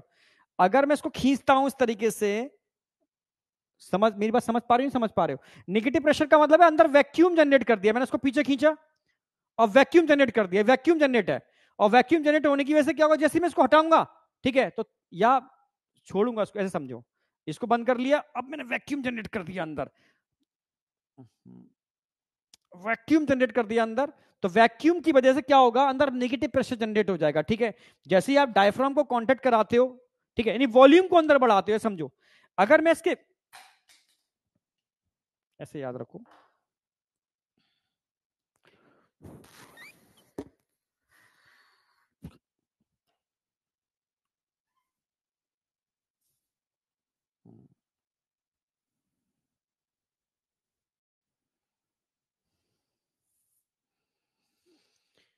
समझने की कोशिश करना, ठीक है। ये एटमॉस्फेयर है, ठीक है, ये एटमॉस्फेयर है। अभी मैंने किया, पिस्टन को बंद कर दिया, इसको नीचे खींचूंगा, वैक्यूम जनरेट हो गया, वैक्यूम जनरेट हो गया ना। अगर इस वैक्यूम को फिल करने के लिए ऊपर से खोलूंगा तो एयर कहां चली जाएगी? अंदर चली जाएगी, ठीक है। एयर अपने आप अंदर क्यों जा रही है? क्योंकि आपने अंदर वैक्यूम क्रिएट कर दिया, ठीक है। यानी अगर मैं सिरिंज को नीचे खींचता हूं तो अंदर एक वैक्यूम जनरेट हो जाएगा। इस वैक्यूम को फिल करने के लिए अगर मैं हाथ हटाऊंगा तो सीधी एयर कहां जाएगी? अंदर जाएगी, ठीक है। समझ में आया? तो हमारे लंग्स ऐसे ही होते हैं, इनमें निगेटिव प्रेशर होता है, ठीक है, सक्शन प्रेशर बोलते हैं, क्योंकि डायफ्राम के फ्लैट होने की वजह से और आपके रिब्स के ऊपर उठने की वजह से अंदर का वॉल्यूम बढ़ जाता है, और वॉल्यूम के बढ़ने की वजह से एक वैक्यूम जनरेट होता है, एक वैक्यूम जनरेट होता है। समझना मेरी बात, दिखा देता हूं मैं ऐसे, एक वैक्यूम जनरेट होता है। इस वैक्यूम को फिल करने के लिए बाहर से एयर कहां आएगी? अंदर आएगी, अपने आप आएगी, बिना किसी प्रेशर के, बिना किसी फोर्स के। आप समझ रहे हो? इसी को बोलते हैं नेगेटिव प्रेशर। अंदर आपने वैक्यूम जनरेट कर दिया, नेगेटिव प्रेशर जनरेट कर दिया, तो उसको फिल करने के लिए बाहर की एयर अपने आप अंदर आती है, ठीक है, बिना फोर्स। जो आप सांसें ले रहे हो, प्रेशर दम लगा के ले रहे हो? अपने आप आ रही है ना, अपने आप जा रही है, अपने आप आ रही है, अपने आप जा रही है। बस तो आप कर क्या रहे हो? वॉल्यूम को बढ़ा रहे हो, वॉल्यूम को घटा रहे हो, वॉल्यूम को बढ़ा रहे हो, वॉल्यूम को घटा रहे हो, ठीक है। आपने वॉल्यूम, इसके वॉल्यूम को बढ़ा दिया, अपने आप एयर अंदर आ जाएगी। वॉल्यूम को कम कर दिया, एयर अपने आप बाहर चली जाएगी। वॉल्यूम को बढ़ाओगे, अंदर वैक्यूम जनरेट होगा, प्रेशर कम होगा, बाहर की एयर अंदर। वॉल्यूम को कम करोगे, अपने आप प्रेशर अंदर बढ़ेगा, अंदर की एयर बाहर। हम एटमॉस्फेरिक प्रेशर को चेंज नहीं कर सकते, बस अंदर के वॉल्यूम को चेंज करके प्रेशर को चेंज कर सकते हैं। समझे या नहीं समझे? समझे होगे। इसलिए हमारे जो लंग्स होते हैं उनमें निगेटिव प्रेशर होता है, क्योंकि वॉल्यूम, ठीक है, बढ़ जाता है। क्यों? जब बच्चा जन्म लेता है उस समय उसके लंग्स, जन्म लेने से पहले जब मदर के यूट्रस में होता है तो लंग्स कोलैप्स होते हैं। जैसे ही बाहर आता है तो चीखता है, क्राई करता है, और जरूरी है। 3 इडियट में दिखाया भी गया था, बच्चा रो नहीं रहा तो उसको मार मार के रुला रहे थे। अगर वो रोएगा नहीं ना, ठीक है, क्राई नहीं करेगा, तो उसके लंग्स में एक्सपेंशन नहीं होगा, और लंग्स में एक्सपेंशन नहीं होगा तो उसकी डेथ हो जाएगी। तो जैसे बच्चे का जन्म होता है तो चीखना जरूरी है, उसका गहरी सांस लेना जरूरी है। वो कब लेगा? जब अंदर का वॉल्यूम अपने आप, जैसे बच्चा जैसे बाहर आएगा ना तो ये वॉल्यूम में थोरेसिक चैम्बर में एक्सपेंशन होगा, अपने आप तेजी से सांस अंदर आएगी और एक वॉल्यूम जनरेट हो जाएगा। इसी को बोलते हैं थोरेसिक वॉल्यूम। समझना मेरी बात, ठीक है। तो इसलिए वॉल्यूम जनरेट हो जाने की वजह से अंदर नेगेटिव प्रेशर बन जाता है और एयर अंदर आ जाती है, इसको नेगेटिव प्रेशर बोलते हैं, ठीक है। और फिर इसके बाद ये प्रेशर, ये वॉल्यूम और बढ़ा सकते हो, घटा सकते हो, वो आपके ऊपर डिपेंड करता है। इसलिए हमारे जो लंग्स होते हैं वो सॉलिड टर्म इसलिए यूज किया, सॉलिड टर्म इसलिए यूज किया हमने। ये थोरेसिक चैम्बर है आपका, ये थोरेसिक चैम्बर है, ऐसे मान लो ऐसे, ठीक है। एयर टाइट चैम्बर है, इसके अंदर आपके लंग्स होते हैं, इसके अंदर आपके ये लंग्स हैं, ये लंग्स हैं, इस चैम्बर के अंदर आपके लंग्स हैं, जिनमें छोटे छोटे एल्वलाई हैं। अंदर कोई स्पेस नहीं है। ये सोचो 300 मिलियन एल्वलाई, 300 मिलियन एल्वलाई भरे पड़े हैं इसके अंदर, तो सॉलिड तो होगा ही ना, ठीक है, सॉलिड तो होगा ही, ठीक है, समझ रहे हो। और पोरस होगा, पोरस का मतलब है तो तुम एयर लोगे तो एयर आएगी, यहां से डिफ्यूज होकर सीधे ब्लड में चली जाएगी, ब्लड से डिफ्यूज होकर इसमें आ जाएगी, ठीक है, समझ रहे हो ना। हाँ, आपके लंग्स बिल्कुल पोरस होते हैं, स्पॉन्ज के जैसे, उनसे एयर जाती है और आती है, ठीक है। जो एक्चुअल में एक्सपेंशन होगा ना, जैसे मान लो तुम्हें समझाता हूं, ये आपका थोरेसिक चैम्बर है, एयर टाइट चैम्बर है, ये आपका thoracic chamber air tight chamber है, समझना। ये आपके लंग्स हैं, लंग्स कभी एक्सपेंड नहीं करते, ये लंग्स हैं, ये लंग्स हैं आपके, मान लो। सोचो अगर लंग्स भी आपके एयर टाइट होते तो लंग्स से एयर डिफ्यूज हो सकती थी? नहीं हो सकती थी। और लंग्स के चारों तरफ क्या होगा? यहां इसके चारों तरफ क्या होंगे? Blood capillary, blood capillary, blood capillary. अब जब भी आप एयर को लेते हो, निकालते हो, तो इस चैम्बर के वॉल्यूम को बढ़ा देते हो, इस चैम्बर के वॉल्यूम को बढ़ा दोगे तो अपने आप एयर बाहर से कहां चली जाएगी? यहां से ब्लड में चली जाएगी। जब वॉल्यूम को कम कर दोगे तो एयर ब्लड से कहां चली जाएगी? वापस बाहर चली जाएगी। तो एक्चुअली लंग्स आपके शेप मेंटेन रखे हैं, ठीक है, बस आप इस वॉल्यूम को इंक्रीज और डिक्रीज करते हो, इस चैम्बर के वॉल्यूम को इंक्रीज और डिक्रीज करते हो। लंग्स पर कोई इफेक्ट नहीं आ रहा, समझ रहे हो। लंग्स आपके सॉलिड होते हैं, स्पॉन्जी होते हैं, अंदर नेगेटिव प्रेशर होता है क्योंकि वैक्यूम जनरेट होता है, इसकी वजह से एयर अंदर और बाहर आप कर सकते हो, ठीक है। तो ये थोड़ी सी बात बताने की कोशिश की है मैंने, अलग से लाइन है, इसको मैं फ्रॉक पढ़ाता हूं तब बताता हूं, उसे यहां पर ऐड कर दिया है कि mammalian lungs are solid and spongy sucking type, क्योंकि अंदर नेगेटिव प्रेशर होता है। इस पर क्वेश्चन बड़े अच्छे बनते हैं, मैं इसको और लिख देता हूं एक बार। Rate of diffusion, rate of diffusion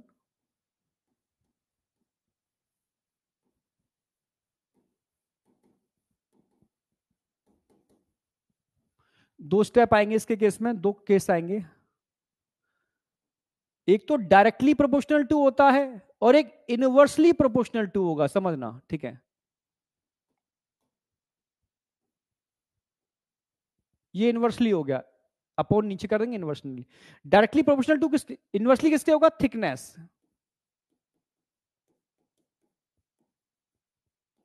thickness of diffusion membrane.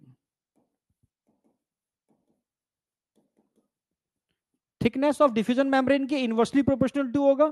Directly proportional to किसके होगा, डायरेक्टली प्रोपोर्शनल टू किसके होगा, दो के होगा, एक पार्शियल प्रेशर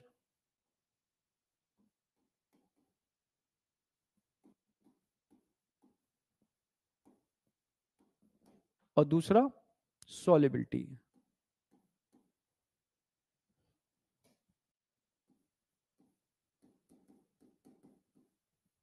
सॉलिबिलिटी के डायरेक्टली प्रोपोर्शनल टू होगा, पार्शियल प्रेशर के डायरेक्टली प्रोपोर्शनल टू होगा, इनवर्सली प्रोपोर्शनल टू अपन नीचे आ गए ना थिकनेस और डिफ्यूजन मेम्ब्रेन के, यानी इसको बढ़ाओगे तो ये घटेगा, ठीक है, इसको घटाओगे ये बढ़ेगा।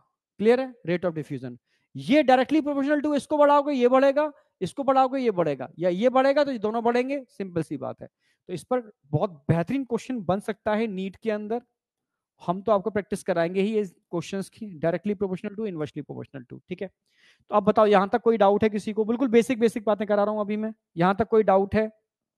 बहुत बढ़िया, सुपर, तुम्हारे दिल से आग बताते हैं। निमोसाइड, अब मत लिखो टाइप 1 टाइप 2 निमोसाइड की जरूरत नहीं है, ये मेडिकल में पढ़ना, ठीक है। एमबीबीएस में पढ़ना टाइप 1 निमोसाइड, टाइप 2 निमोसाइड, यहां जरूरत नहीं है अभी इसकी, है ना।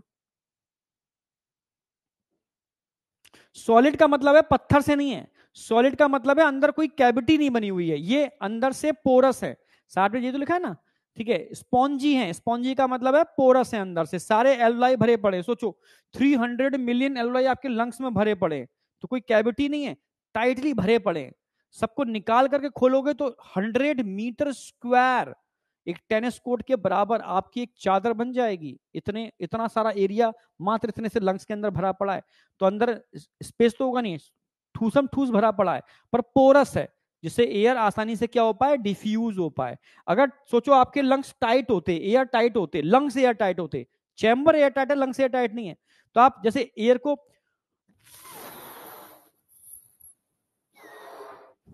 तो क्या एयर डिफ्यूज हो रही है बाहर, नहीं हो रही ना, एयर बाहर डिफ्यूज नहीं हो रही इसके अंदर से, ठीक है, एयर अंदर ही भरी हुई है। सोचो बाहर अगर ब्लड वेसल्स होते तो उनके अंदर एयर जाती ही नहीं, तो आपके लंग्स एयर टाइट नहीं होते, लंग्स पोरस होते हैं। हाँ, थोरेसिक चैम्बर एयर टाइट होता है जिसके अंदर आपके लंग्स होते हैं, ठीक है। नहीं तो एयर डिफ्यूज ही नहीं हो पाती लंग्स से, आप एयर भरते और फिर निकाल देते लाइक अ बैलून, एयर भरी एयर निकाल दी, तो आपके ब्लड में तो एयर गई नहीं ना, ठीक है। तो आपके लंग्स जो होते हैं वो पोरस होते हैं, ठीक है, स्पॉन्जी होते हैं, सकिंग टाइप के होते हैं, क्योंकि अंदर नेगेटिव प्रेशर होता है। यहां तक मुझे लगता है क्लियरिटी आ गई होगी, आगे बढ़ रहा हूं मैं। अब आता थोरेसिक चैम्बर। थोरेसिक चैम्बर यानी वो चैम्बर जो एयर टाइट है, समझना, उसके अंदर आपके लंग्स हैं। अब क्वेश्चन कैसे बनता है, अगर मैं थोरेसिक चैम्बर की बात करूं तो समझाने की कोशिश कर रहा हूं, समझने की कोशिश करना। मान लो ये आपका स्टर्नम है,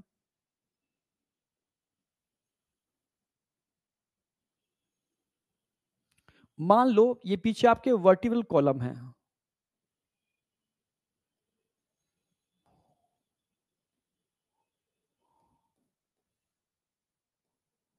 अच्छा,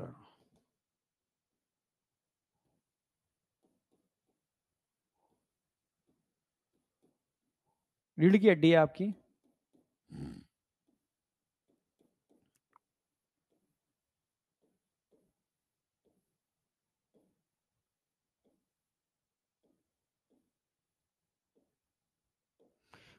ये स्टर्नम है आपका, थोड़ा सा स्टर्नम को खिसकाते हैं।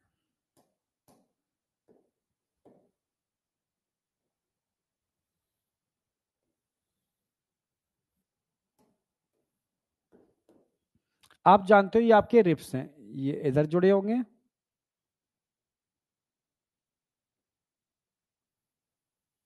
इधर जुड़े होंगे, ठीक है।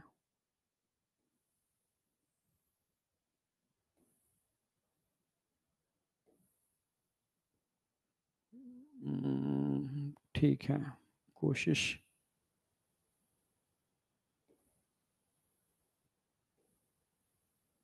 ठीक नहीं बना चैम्बर, कोई नहीं।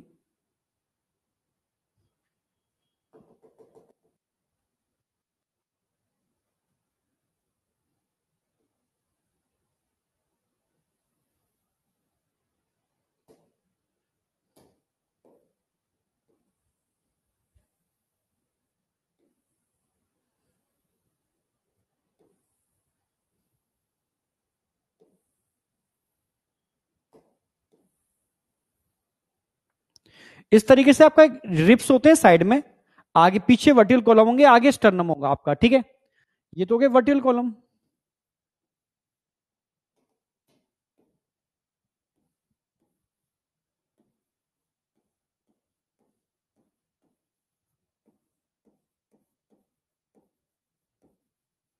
पीछे की साइड में यानी डोर्सल साइड में स्टर्नम आगे होगा, स्टर्नम। वेंट्रल साइड में होगा। ये रिप्स हैं आपके, रिप्स। ये लेटरल साइड में होंगे।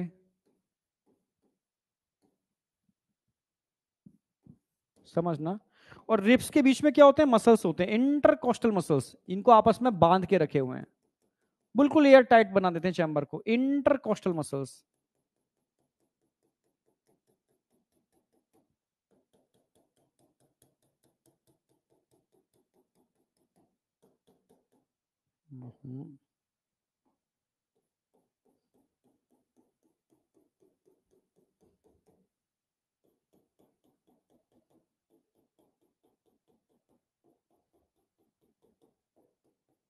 जैसे एक डायग्राम होना चाहिए मेरे पास, ये डायग्राम है, ठीक है।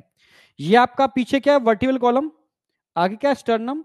ये रिप्स हो गए आपके, और रिप्स के बीच में मसल दिख रहे हैं ना, ये इंटरकोस्टल मसल्स हैं। इंटरकोस्टल मसल्स ये दिख रहा है ना, ये और ये क्या है, इंटरकोस्टल मसल्स। इंटर, इंटर माने बीच में, कोस्टल मतलब रिप्स, रिप्स के बीच में इंटरकोस्टल मसल्स।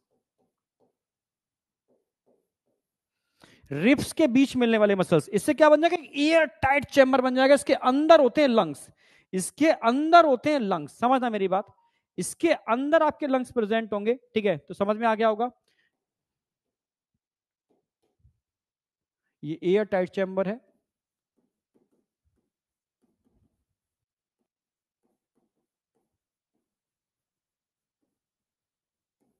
अगर इस पे क्वेश्चन क्या बनेगा, इस चैम्बर को बनाने के लिए डॉर्सल साइड पर क्या होगा, डॉर्सल साइड पर,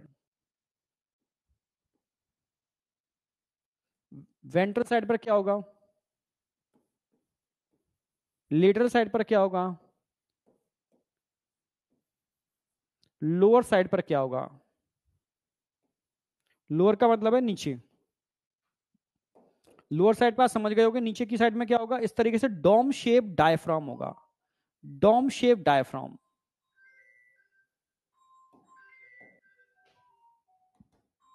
जैसे यहां पर क्या होगा, डोम शेप डायफ्राम होगा।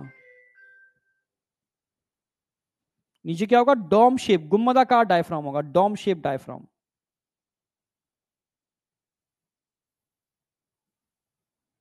इस तरीके से डायफ्राम होगा, तभी तो एयर टाइट चैम्बर बनेगा, नीचे डोम शेप डायफ्राम होगा इस तरीके से, ठीक है। तो अंदर क्या होगा, dome shape diaphragm.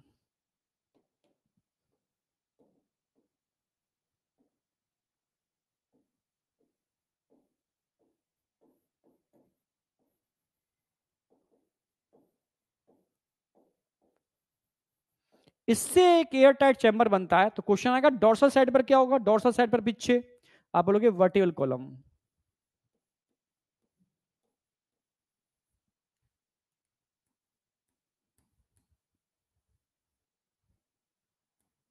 Vertical columns, ठीक है। वेंट्रल साइड पर आगे क्या होगा, स्टर्नम। लेटर साइड पर क्या होगा? रिप्स। लोअर साइड पर क्या होगा? Dome shape.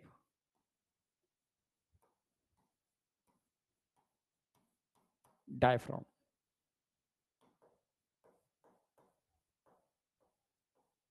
अब बताओ, ये thoracic air tight thoracic chamber समझ में आ गया? इस पर क्वेश्चन आता है, ठीक है। किस किस के मिलने से बनता है? लेटरल साइड पर क्या होगा? वेंट्रल साइड पर क्या होगा? डोर्सल साइड पर क्या होगा? लोअर लोअर साइड पर क्या होगा? ठीक है, तो डोम शेप डायफ्राम होगा। तो ये यहां तक कोई डाउट है या नहीं? हाँ, डायफ्राम।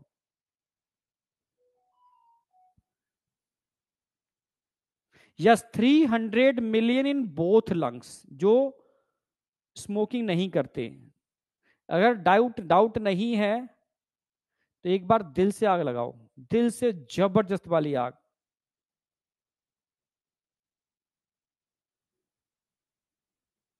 हाँ, तुम्हारा डायग्राम मेरे डायग्राम से अच्छा होगा। ठीक है, बिल्कुल, तुम मुझसे बेटर हो, ठीक है। क्योंकि मुझे तो सिर्फ एक सब्जेक्ट पढ़ाना होता है, तुम्हें चार चार सब्जेक्ट पढ़ने होते हैं, तो नो डाउट तुम मुझसे बेटर हो, ठीक है। समझ रहे हो? मैं तुम्हें डायरेक्शन दूंगा, चलना तुम्हें है, तो तुम मुझसे तो बेटर होगे ही बेटा, हर चीज में बेटर होगे, ठीक है। बस मुझे ये पता है कि यहां चलोगे तो ये होगा, यहां चलोगे तो ये होगा, यहां चलोगे तो मात खा जाओगे। बस वो मुझे नॉलेज है, वो मैं तुम्हें बताऊंगा कि तुम्हें चलना कैसे है, ठीक है, तुम्हें रुकना कहां है, तुम्हें दौड़ना कहां है, ये मैं अपने एक्सपीरियंस से बताऊंगा, ठीक है। बाद बाकी की मेहनत तो दम तो आप ही को लगानी है, समझे? यस, बहुत बढ़िया, जबरदस्त। ये आग बता रही है कि कंसेप्ट एकदम सेट है, बहुत बढ़िया। क्योंकि इतनी दूर से मुझे बस दिल और आग समझ में आते हैं कि अगर दिख रहे हैं तो जबरदस्त है, बहुत बढ़िया, एकदम बढ़िया, ठीक है। तो एक स्टेप हमारा आज कंप्लीट होता है। अब सेकंड स्टेप में स्टार्ट कर रहा हूं, मैकेनिज्म ऑफ ब्रीदिंग, ठीक है। यस, मैकेनिज्म ऑफ ब्रीदिंग, ठीक है। तो पहले मैं इसकी एनसीईआरटी कराता हूं, फिर मैकेनिज्म ऑफ ब्रीदिंग पर आता हूं, ठीक है। क्लियर है बिल्कुल? या चलो उसको भी करा देता हूं साथ, या एक पहले एनसीईआरटी करा लेता हूं मैं, ठीक है। मैकेनिज्म ऑफ ब्रीदिंग इसके बाद चालू कराता हूं, बहुत बेहतर तरीके से कराऊंगा। देखो, एनसीईआरटी से पहले की मैंने करा दी थी, एनसीईआरटी साथ लेके चल रहा हूं, ठीक है। एनसीईआरटी मास्टरी वाला पार्ट अभी मैं साथ लेके चल रहा हूं। The lungs are situated in thoracic chamber which is anatomically air tight chamber, ठीक है। अभी बताया मैंने थोरेसिक चैम्बर कैसा होता है, एनाटॉमिकली एयर टाइट चैम्बर है जिसके अंदर आपके लंग्स प्रेजेंट होते हैं। The thoracic chamber is formed dorsal side पर किससे मिलकर बना होगा? Dorsally by vertebral column, vertebral column. Ventrally, ventral side पर क्या होगा? स्टर्नम होगा। लेटरली, लेटर साइड पर क्या होंगे? रिब्स होंगे। एंड ऑन लोअर साइड पर क्या होगा? Dome shape diaphragm. Lower side पर क्या होगा? Dome shape diaphragm. The anatomical setup of lungs in thorax is such that any change in the volume of thoracic cavity, ठीक है, समझना, अगर थोरेसिक कैविटी के वॉल्यूम में तुम चेंज करोगे will be reflect the lungs pulmonary cavity, उसका effect सीधा पल्मोनरी कैविटी पर होगा। यानी इस एयर टाइट चैम्बर का वॉल्यूम बढ़ाओगे तो नो डाउट एयर अंदर आएगी तो लंग्स पर इफेक्ट पड़ेगा। एयर टाइट चैम्बर का वॉल्यूम घटाओगे तो सीधा लंग्स पर इफेक्ट पड़ेगा, एयर बाहर जाएगी। यानी ये एनाटॉमिकल जो सेटअप है ना, dorsal, ventral, lateral, lower side पे डायफ्राम, इसके मिलने से एयर टाइट चैम्बर बना। अगर ये एयर टाइट चैम्बर नहीं होता ना तो आप वॉल्यूम को इंक्रीज डिक्रीज नहीं कर पाते, आप प्रेशर को चेंज नहीं कर पाते, आप एयर को इनहेल एक्सहेल नहीं कर पाते, तो पॉसिबल सर्वाइबिलिटी पॉसिबल ही नहीं थी। तो सर्वाइबिलिटी के लिए नेचर ने हमें लंग्स दिए, और जब नेचर ने हमें लंग्स दिए तो उसने एयर टाइट एनाटॉमिकल सेटअप दिया, ठीक है, और जिसमें कॉन्ट्रैक्ट और रिलैक्स करने की एबिलिटी दी क्योंकि मसल्स के थ्रू होता है, तब जाकर के आप वॉल्यूम को चेंज कर पा रहे हो, और वॉल्यूम को चेंज करने की वजह से आप प्रेशर चेंज कर पा रहे हो, और प्रेशर चेंज करने की वजह से आप एयर को इनहेल और एक्सहेल कर पा रहे हो, ठीक है। जैसे बताया भी था मैंने, अब तुम इसके वॉल्यूम को बढ़ाओगे, ठीक है, तो अपने आप अंदर वैक्यूम क्रिएट होगा, प्रेशर कम हो जाएगा, बाहर की एयर अंदर आ जाएगी। वॉल्यूम को कम करोगे, प्रेशर बढ़ेगा और एयर अंदर की बाहर चली जाएगी, सिंपल सी बात है। तो आपको करना क्या है? वॉल्यूम चेंज करना है, ओनली वॉल्यूम चेंज करना है। जब वॉल्यूम चेंज करोगे तो प्रेशर में प्रेशर में अंतर आएगा, और प्रेशर में अंतर आएगा तो अपने आप एयर अंदर और एयर बाहर, एयर अंदर और एयर बाहर जाएगी। सिंपल सी बात, ठीक है। समझ पा रहे हो या नहीं समझ पा रहे?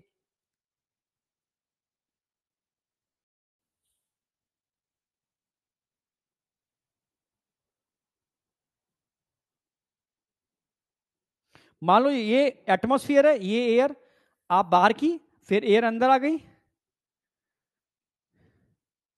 फिर एयर बाहर करोगे, फिर एयर अंदर आएगी अपने आप ही, ठीक है। एयर बाहर करोगे, एयर अंदर आएगी, अपने आप ही ये सिस्टम चल रहा है। इस वजह से चल रहा है क्योंकि आप वॉल्यूम चेंज कर पा रहे हो, तभी प्रेशर में चेंज हो रहा है, ठीक है।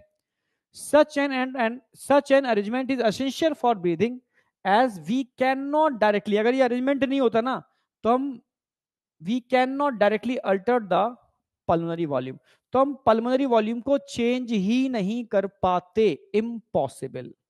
यहां तक कोई डाउट है तो मुझे बताओ, ठीक है। एक क्वेश्चन भी आपके सामने, देखूं क्या बताते हो। बिना देखे रिस्पॉन्स चाहिए मुझे, बिना देखे रिस्पॉन्स चाहिए।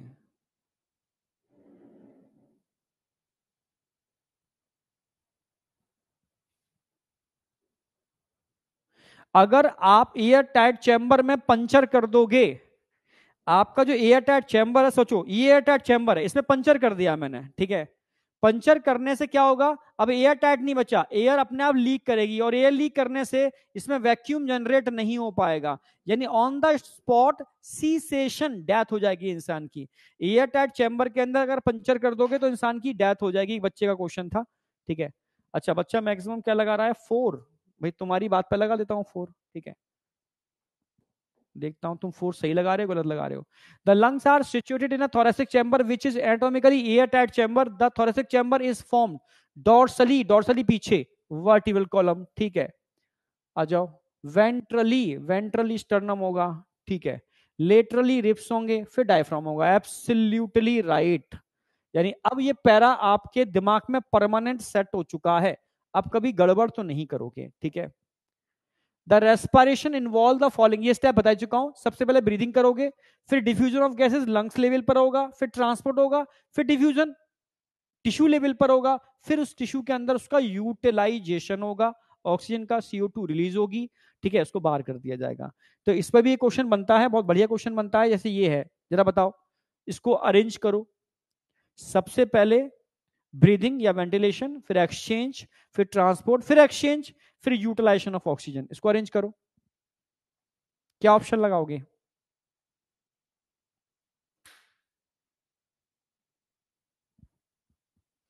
एयर टाइट का मतलब है जिससे एयर लीक ना करे, जैसे बैलून एयर टाइट है, समझना। ये थोड़ा सा चैम्बर ऐसा होता है बिल्कुल एयर टाइट, एयर लीक नहीं कर सकती इससे, ये एयर टाइट है। जिससे एयर लीक ना करे वो एयर टाइट है, समझ रहे हो। बस आप इसकी वॉल्यूम को बढ़ाओगे तो एयर अंदर और आ जाएगी, जैसे एयर अंदर और चली गई। वॉल्यूम को कम करोगे, एयर बाहर निकल जाएगी। मतलब एयर यहां से लीक नहीं कर सकती, यहां से एयर टाइट है। ये ट्रैकिया है, ट्रैकिया से ही एयर निकलेगी और एयर एंटर करेगी ट्रैकिया से। ये पूरा एयर टाइट चैम्बर, इसको एयर टाइट कहते हैं। एयर टाइट का मतलब है जिससे एयर लीक ना करे। अच्छा, फिर से 4 बता रहे हो, ओके, तुम्हारा 4 लगा देता हूं। अब देखता हूं, ओके। सबसे पहले ब्रीथिंग करोगे, बिल्कुल सही है। फिर first diffusion of gases across alveolar membrane, बिल्कुल सही है। फिर second transport of gases by blood, बिल्कुल सही है, ट्रांसपोर्ट होगा, ठीक है। फिर fifth diffusion of gases again होगा बिटवीन ब्लड एंड टिश्यू, बिल्कुल सही है। फिर यूटिलाइजेशन ऑफ ऑक्सीजन होगा, absolutely right, absolutely right. Fourth ही होगा, जो बच्चे फोर्थ लगा रहे हैं बिल्कुल सही लगा रहे हैं। अब इससे रिलेटेड कभी भी कोई क्वेश्चन आए इस तरीके का, आप उसके समझ रहे हो ना, उड़ा के आओगे उसको, ठीक है, बिना टाइम वेस्ट किए। बेहतरीन, सुपर, बहुत बढ़िया, ठीक है। तो ये कंसेप्ट हमारा ठीक है। अब मैकेनिज्म ऑफ ब्रीथिंग स्टार्ट करूंगा, उससे पहले आ जाओ मैकेनिज्म पर आ रहा हूं, वापस मैकेनिज्म पर आ रहा हूं। भाई ब्रीथिंग है क्या? वही घिसी पिटी बात, एयर का अंदर आना और अंदर की एयर का बाहर जाना, एयर का अंदर आना और अंदर की एयर का बाहर जाना, ठीक है। अच्छा, एयर का फ्लो हमेशा कहां से कहां होता है? हमेशा हाई प्रेशर से लो प्रेशर की तरफ। Always high pressure to low pressure. तो जब बाहर, भाई एटमॉस्फेरिक प्रेशर को तो हम चेंज नहीं कर सकते ना। हाँ, अंदर के वॉल्यूम को अगर आपने बढ़ा लिया तो अंदर वैक्यूम जनरेट हो जाएगा, बाहर की एयर अपने आप अंदर आ जाएगी। अंदर के वॉल्यूम को आपने कम कर लिया तो अंदर प्रेशर बढ़ जाएगा, अंदर की एयर बाहर चली जाएगी। एक्चुअल में आप थोरेसिक चैम्बर के वॉल्यूम को इंक्रीज और डिक्रीज करके प्रेशर चेंज कर सकते हो, और इस प्रेशर को चेंज करने की वजह से ही आप इनहेल और एक्सिल कर सकते हो। समझे?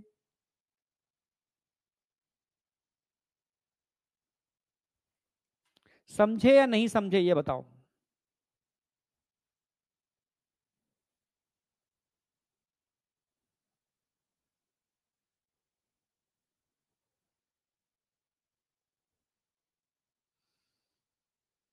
समझे, बिल्कुल सही। Yes yes yes yes yes.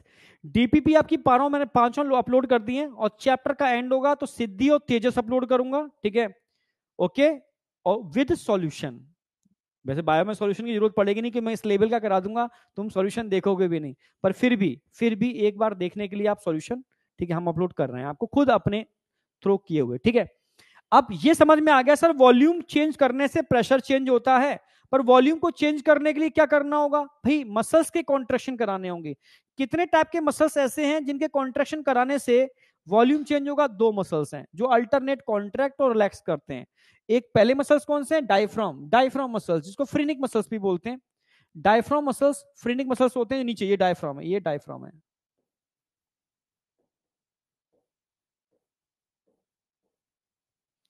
कभी कभी क्वेश्चन में डायफ्राम को फ्रीनिक भी बोलता है, एक ही बात है, फ्रीनिक मतलब डायफ्राम, एक ही बात है, एक ही चीज है। भाई इन मसल्स में कॉन्ट्रेक्शन रिलैक्सेशन होता है। भाई डायफ्राम ये नॉर्मल शेप है, ठीक है, समझो ऐसा है डायफ्राम डॉम शेप। जब कॉन्ट्रेक्शन होगा तो स्लाइडिंग होगी एक दूसरे को, sliding sliding sliding sliding sliding. Diaphragm कैसा होगा? फ्लैट। फिर रिलैक्स होगा तो नॉर्मल होगा, नॉर्मल होगा, नॉर्मल, डॉम शेप। फिर कॉन्ट्रैक्ट करेगा, कॉन्ट्रैक्ट करेगा, कॉन्ट्रैक्ट करेगा, क्या हो गया? Dom shape. फिर फ्लैट हो गया, फ्लैट। कॉन्ट्रैक्शन हो गया, स्लाइडिंग, कॉन्ट्रैक्शन टाइम में स्लाइडिंग होती है इस तरह, स्लाइडिंग, ये स्लाइडिंग, फ्लैट। फिर रिलैक्स करेगा, डॉम शेप। कॉन्ट्रैक्ट करेगा, फ्लैट एंड। क्लियर है बिल्कुल? तो जब भी मसल्स कॉन्ट्रैक्ट करती हैं तो एक दूसरे के पास स्लाइड करती हैं। तो स्लाइडिंग फिलामेंट थ्योरी के हिसाब से जब डायफ्राम रिलैक्स करेगा तो डॉम शेप होगा, कॉन्ट्रैक्ट करेगा तो फ्लैट होगा, ठीक है? यानी इसकी वजह से भी वॉल्यूम इंक्रीज और डिक्रीज हो रहा है। दिखाता हूं इसको मैं नेक्स्ट स्लाइड पर।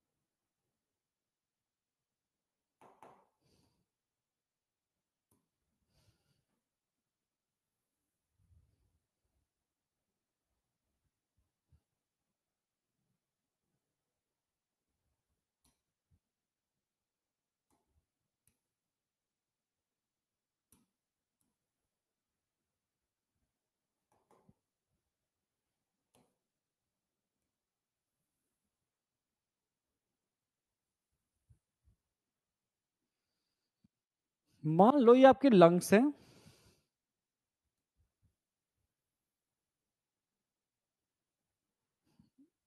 स्मूथ नहीं है।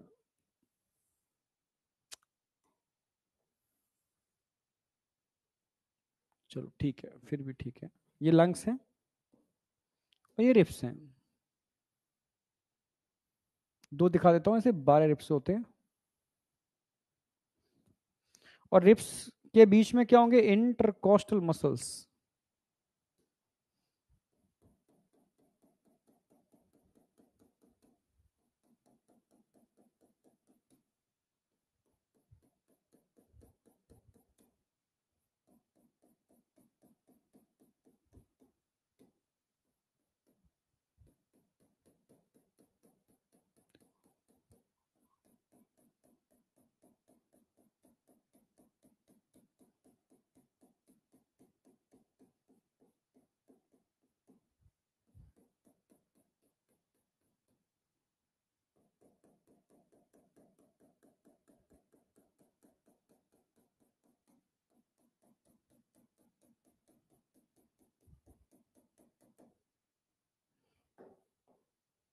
मान लो ये आपका थोरेसिक चैम्बर है,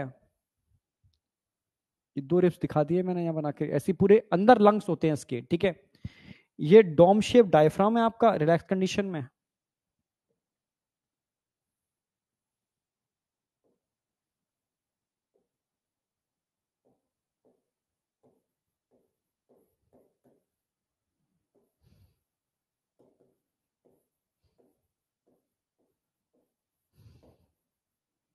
ड्यूरिंग रिलैक्स,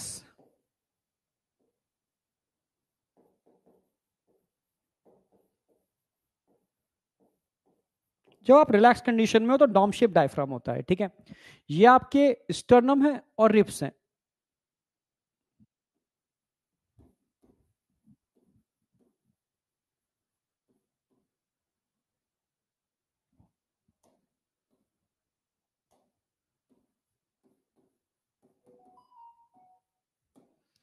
ये भी ठीक है, स्टर्नम और रिप्स, ठीक है। अब समझना, ये मान लो आपका ऊपर वाला पार्ट क्या हो गया, ऊपर एंटीरियर, तो नीचे क्या हो गया, पोस्टीरियर। ऊपर एंटीरियर तो नीचे क्या हो गया, पोस्टीरियर। समझना, ऊपर एंटीरियर है तो नीचे क्या हो गया, पोस्टीरियर। एंटीरियर पोस्टीरियर, ठीक है। हमेशा बताया था मैंने, ऊपर वाला पार्ट एंटीरियर होता है, नीचे वाला पार्ट पोस्टीरियर होता है। आगे वाला पार्ट वेंट्रल होता है और पीछे वाला पार्ट डॉर्सल होता है। यानी जहां पर लिप्स या माउथ होंगे वो क्या होगा, वेंट्रल। उसके अपोजिट क्या हो गया, डॉर्सल। जहां पर हेड होगा वो एंटीरियर और नीचे वाला क्या होगा, पोस्टीरियर। समझना, ठीक है। अगर मैं कहता हूं कि डायफ्राम के मसल्स को मैं कॉन्ट्रैक्ट और रिलैक्स कराता हूं, तो डायफ्राम के मसल्स को अगर मैं, मान लो अगर मैं कॉन्ट्रैक्ट कराऊंगा तो diaphragm become flatten, diaphragm become flatten, diaphragm flat हो जाएगा। ये फ्लैट कर देते हैं, ठीक है। तो डायफ्राम जब रिलैक्स कंडीशन में होगा डॉम शेप, जब कॉन्ट्रैक्ट करेगा flat. Dome shape, flat, dome shape. अच्छा, किस एक्सिस में वॉल्यूम इंक्रीज और डिक्रीज हो रहा है, जरा बताओ किस एक्सिस में वॉल्यूम इंक्रीज और डिक्रीज हो रहा है। आप बोलोगे सर एंटीरियो पोस्टीरियर एक्सिस। समझ रहे हो, यस, एंटीरियो पोस्टीरियर एक्सिस। यानी डायफ्राम ऊपर और नीचे इस तरीके से कॉन्ट्रैक्ट और फ्लैट कर रहा है, ये वॉल्यूम, ये इंक्रीज और डिक्रीज वॉल्यूम हो रहा है। समझना, इंक्रीज या decrease thoracic volume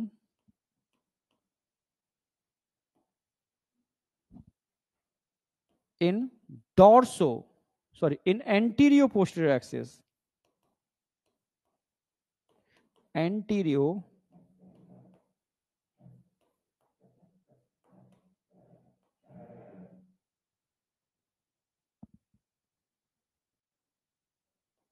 posterior axis।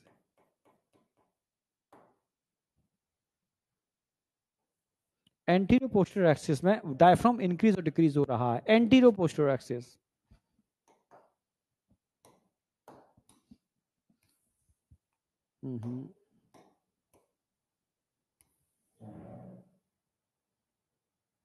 अच्छा, ओके।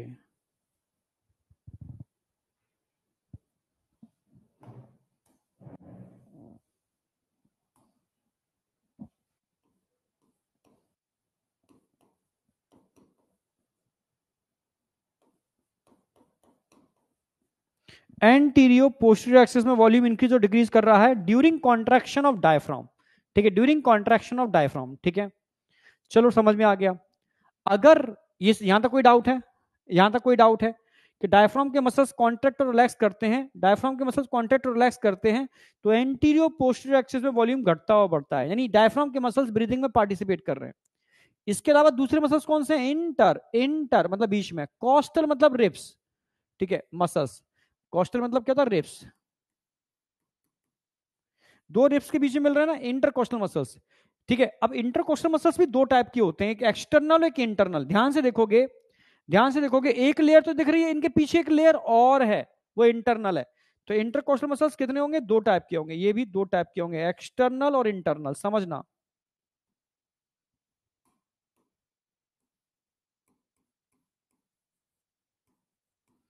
एक्सटर्नल इंटरकोस्टल मसल्स, एक इंटरनल इंटरकोस्टल्स।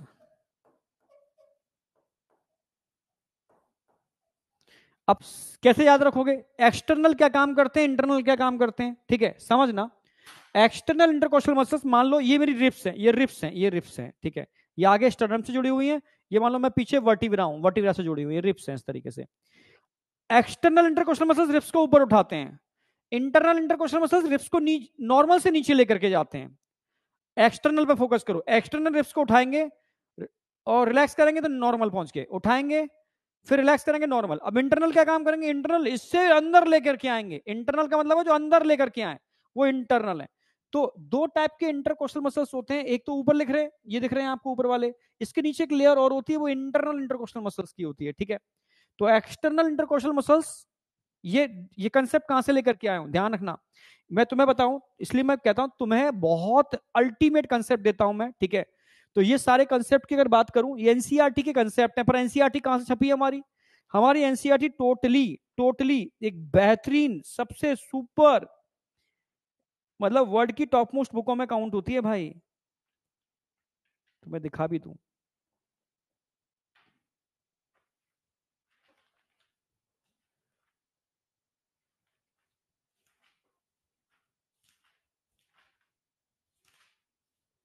यस, ठीक है, इस बुक का नाम है बेटा टोटोरा, बहुत अच्छी बुक है टोटोरा, ठीक है, दिख रही होगी शायद तुम्हें, ठीक है। हाँ, कंसेप्ट की अगर बात करूं तो कंसेप्ट कहां से लेके आते हैं, एनसीईआरटी कहां से छपी हुई है? आपकी एनसीईआरटी ऐसी वैसी नहीं है, ठीक है, जितनी भी इंटरनेशनल बुक्स होंगी ना, उनके कंसेप्ट दिखाऊंगा आपको, बहुत बेहतर कंसेप्ट, ठीक है। यहां से है कि मसल्स की एक्चुअल में पोजीशन क्या है, और बकेट का कंसेप्ट मैं दिखाने वाला हूं कि बकेट कैसे काम करती है, ठीक है। तो अब समझना मेरी बात, तो मैं ये इसलिए बता रहा हूं क्योंकि तुम जो पढ़ रहे हो बहुत अल्टीमेट लेवल का पढ़ रहे हो, बस ये कहूंगा। एनसीईआरटी की हिडन लाइंस को निकालूंगा, और वाकई में एनसीईआरटी तुम्हारे ब्रेन में बहुत कंसेप्ट को सेट करने वाला हूं, ठीक है। तो एक्सटर्नल इंटरकोस्टल मसल्स की अगर बात करूं ना, ठीक है, तो बेटा ये कॉन्ट्रैक्ट भी करते हैं और रिलैक्स भी करते हैं, यस। ऐसे इंटरनल इंटरकोस्टल मसल्स ये कॉन्ट्रैक्ट भी करते हैं, रिलैक्स भी करते हैं, यस। ये कॉन्ट्रैक्ट करेंगे तो क्या होगा, रिलैक्स करेंगे तो क्या होगा, ये कॉन्ट्रैक्ट करेंगे तो क्या होगा, हाँ भाई, रिलैक्स करेंगे तो क्या होगा, समझना। जब एक्सटर्नल इंटरकोस्टल मसल्स कॉन्ट्रैक्ट करेंगे, ठीक है, तो अब एक एक मिनट और रुको।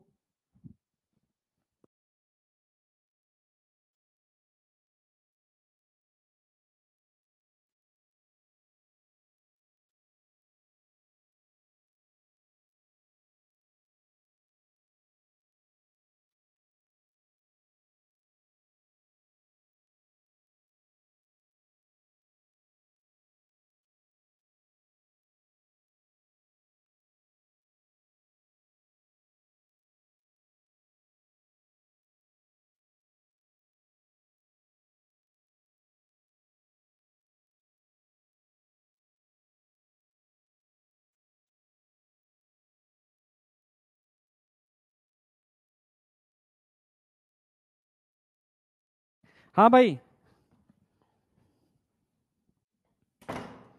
देखो भाई, ठीक है, अब समझ में आएगा बहुत बढ़िया तरीके से, ठीक है। ये बकेट है, ठीक है, समझने की कोशिश करना, ठीक है। ये आप चल में आपका पोजीशन है, ठीक है, ये आपकी रिप्स हैं, ये इस तरीके से आपकी रिप्स साइड में होती है ना, इस साइड में रिप्स होती है। अगर मैं रिप्स की बात करूं, सारी रिप्स इस तरीके से हैं, ये एक रिप्स है, इसके ऊपर एक रिप्स और होगी, एक रिप्स और होगी, एक रिप्स और होगी, ठीक है, सारी रिप्स ऐसे हैं। जब एक्सटर्नल इंटरकोस्टल मसल्स होती है ना, तो रिप्स को उठाती है ऊपर, ये रिप्स ऊपर गई, ये रिप्स ऊपर गई, ठीक है, ठीक है, रिलैक्स करती है, रिप्स वापस अपनी जगह आ जाएगी, ये रिप्स अपनी जगह चली गई। एक्सटर्नल कॉन्ट्रैक्ट करेंगे, रिप्स ऊपर ऊपर जाएगी, रिप्स ऊपर गई, रिलैक्स करेंगे, रिप्स अपनी जगह आ जाएगी, रिप्स अपनी जगह आ गई, समझ गए ना मेरी बात। अब बारी आती है internal intercostal muscles. Internal intercostal muscles क्या करने वाले हैं, रिप्स को नीचे लेके जाएंगे, और नीचे, ठीक है। एक्सटर्नल इंटरकोस्टल मसल्स रिब्स को ऊपर, रिलैक्स करेंगे तो रिब्स नीचे, रिब्स ऊपर, रिलैक्स करेंगे रिब्स नीचे।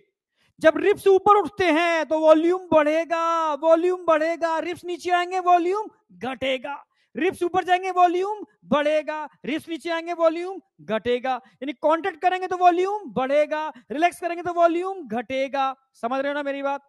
तो समझना मेरी बात, जैसे मान लो ये रिब्स हैं, ठीक है, रिब्स ऊपर उठ रहे हैं, कॉन्ट्रैक्ट, रिब्स ऊपर उठ रहे हैं, वॉल्यूम बढ़ रहा है, रिब्स नीचे जा रहे हैं वॉल्यूम घट रहा है, रिब्स ऊपर जा रहे हैं वॉल्यूम बढ़ रहा है, रिब्स नीचे आ रहे हैं वॉल्यूम घट रहा है। तो यानी एक्सटर्नल इंटरकोस्टल मसल्स हमेशा रिब्स को अपवर्ड डायरेक्शन में लेकर के जाते हैं। एक्सटर्नल इंटरकोस्टल मसल्स रिब्स को उठाते हैं, और जब रिब्स उठेगा तो वॉल्यूम बढ़ेगा, कॉन्ट्रैक्शन करने पे इंक्रीज वॉल्यूम, हाँ रिलैक्स करेंगे तो डिक्रीज वॉल्यूम, वॉल्यूम घटेगा, सिंपल सी बात है। जैसे मैं यहां भी दिखा देता हूं, ठीक है, मान लो ये अभी मैंने बकेट दिखाई थी, बकेट, ये आपकी बकेट है, बाल्टी, उसका ये हैंडल है, एक हैंडल यहां लगा होगा, एक हैंडल यहां लगा होगा, ठीक है। अगर मैं इस हैंडल की बात करूं तो ये हैंडल ऐसे ऐसे जुड़ा होगा, ठीक है।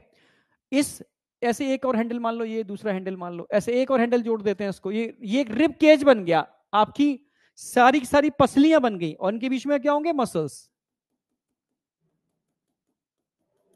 अगर मैं इस रिब्स को उठाता हूं, रिब्स को उठाता हूं, तो कौन है? External intercostal, external intercostal muscles. इनमें कॉन्ट्रैक्शन होने से रिब्स ऊपर उठेंगे, और रिब्स ऊपर उठेंगे तो वॉल्यूम बढ़ेगा, सिंपल सी बात है। रिब्स ऊपर उठेंगे तो वॉल्यूम बढ़ेगा, रिब्स वापस रिलैक्स करेंगे तो वॉल्यूम घटेगा, फिर ऊपर उठेंगे तो वॉल्यूम बढ़ेगा, रिलैक्स करेंगे तो वॉल्यूम घटेगा। अब बताओ, इसमें कोई डाउट है? इसमें किसी को कोई डाउट? वॉल्यूम बढ़ेगा घटेगा, ठीक है। तो अगर मैं इस रिब्स को, इंटरकोस्टल मसल्स को कॉन्ट्रैक्ट कराता हूं, एक्सटर्नल इंटरकोस्टल, एक्सटर्नल का मतलब है जो रिब्स को बाहर लेके जा रहे हैं, बाहर लेके जा रहे हैं, एक्सटर्नल इंटरकोस्टल मसल्स, तो वॉल्यूम बढ़ेगा, ठीक है। वापस छोड़ूंगा तो वॉल्यूम घटेगा। अब बारी आती है इंटरनल इंटरकोस्टल मसल्स, वो रिब्स को नॉर्मल से भी नीचे लेकर के आएंगे, internal intercostal muscles. Internal intercostal muscles, जैसे मानो ये रिब्स रिलैक्स पोजीशन पर है, अब जब मैं इसको कॉन्ट्रैक्ट कर रहा हूं, अब इंटरनल इंटरकोस्टल मसल्स की बारी है। अभी हम क्या कर रहे थे? एक्सटर्नल, बाहर लेकर के जा रहे हैं, रिलैक्स कर रहे हैं तो वापस नीचे आ गए। अब मैं बात करूंगा इंटरनल इंटरकोस्टल मसल्स, ये कॉन्ट्रैक्ट करेंगे तो क्या होगा? वॉल्यूम घटेगा, रिलैक्स करेंगे तो वॉल्यूम बढ़ेगा, कॉन्ट्रैक्ट करेंगे तो वॉल्यूम घटेगा, रिलैक्स करेंगे तो वॉल्यूम बढ़ेगा। तो सिंपल सी बात है, internal intercostal muscles external intercostal muscles के जस्ट अपोजिट काम करेंगे, समझना, जस्ट अपोजिट काम होगा। यानी अब ये कॉन्ट्रैक्ट करेंगे तो वॉल्यूम घटेगा, डिक्रीज वॉल्यूम, रिलैक्स करेंगे तो वॉल्यूम बढ़ेगा, इंक्रीज वॉल्यूम। अब बताओ, ये चीज समझ में आई नहीं आई? ठीक है, इंटरकोस्टल मसल्स, दो कोस्टल के बीच मिलने वाले मसल्स, इंटरकोस्टल मसल्स, ठीक है। ये दो टाइप के हो सकते हैं, एक्सटर्नल जो रिब्स को ऊपर उठाते हैं, ठीक है, फिर रिलैक्स करते हैं, रिब्स नॉर्मल आ गए। इंटरनल जो रिब्स को नॉर्मल से भी नीचे लेकर के आते हैं, वो इंटरनल इंटरकोस्टल मसल्स हैं। तो एक्सटर्नल इंटरकोस्टल मसल्स कॉन्ट्रैक्ट करेंगे तो वॉल्यूम बढ़ेगा, जबकि इंटरनल इंटरकोस्टल मसल्स कॉन्ट्रैक्ट करेंगे वॉल्यूम घटेगा। एक्सटर्नल इंटरकोस्टल मसल रिलैक्स करेंगे वॉल्यूम घटेगा, जबकि इंटरनल इंटरकोस्टल मसल रिलैक्स करेंगे वॉल्यूम बढ़ेगा। अब बताओ, ये समझ में आया नहीं आया? डायफ्राम भूल जाओ, डायफ्राम अभी एक एक करके पढ़ोगे ना। सबसे पहले मैंने डायफ्राम बताया आपको, डायफ्राम, डायफ्राम कॉन्ट्रैक्ट करेगा तो वॉल्यूम बढ़ेगा, रिलैक्स करेगा वॉल्यूम घटेगा, ठीक है। Increase and decrease thoracic volume in anterior posterior axis during contraction of diaphragm, ठीक है, समझ रहे हो? डायफ्राम मैं लिख भी देता हूं, चलो तुम्हें ऐसी लग रहा है, छोटे बच्चे हैं तुमको पता भी होना चाहिए। डायफ्राम जब कॉन्ट्रैक्ट करता है तो वॉल्यूम बढ़ता है, कॉन्ट्रैक्ट करेगा इंक्रीज होगा वॉल्यूम, जब रिलैक्स करेगा तो डिक्रीज होगा वॉल्यूम, ठीक है। कॉन्ट्रैक्ट करेगा तो फ्लैट होगा, रिलैक्स करेगा डॉम शेप होगा। कॉन्ट्रैक्ट करेगा फ्लैट होगा, फ्लैट होगा तो वॉल्यूम बढ़ गया, रिलैक्स करेगा तो वापस ऊपर चला गया, वॉल्यूम घट गया। समझ रहे हो? कॉन्ट्रैक्ट करने पे वॉल्यूम बढ़ेगा, रिलैक्स करने पे वॉल्यूम घटेगा। तो अब दो चीजें बता दी मैंने, डायफ्राम के कॉन्ट्रैक्ट रिलैक्स करने पर वॉल्यूम बढ़ेगा घटेगा कैसे, और ऐसे ही एक्सटर्नल इंटरकोस्टल मसल्स रिब्स को ऊपर उठाएंगे, वॉल्यूम बढ़ेगा, ठीक है, रिलैक्स करेंगे वॉल्यूम घटेगा। इंटरनल इंटरकोस्टल मसल्स रिब्स को नॉर्मल से भी नीचे लेके आएंगे, वॉल्यूम घटेगा, रिलैक्स करेंगे वॉल्यूम बढ़ेगा, ठीक है। अब बताओ यहां तक कोई डाउट है किसी को?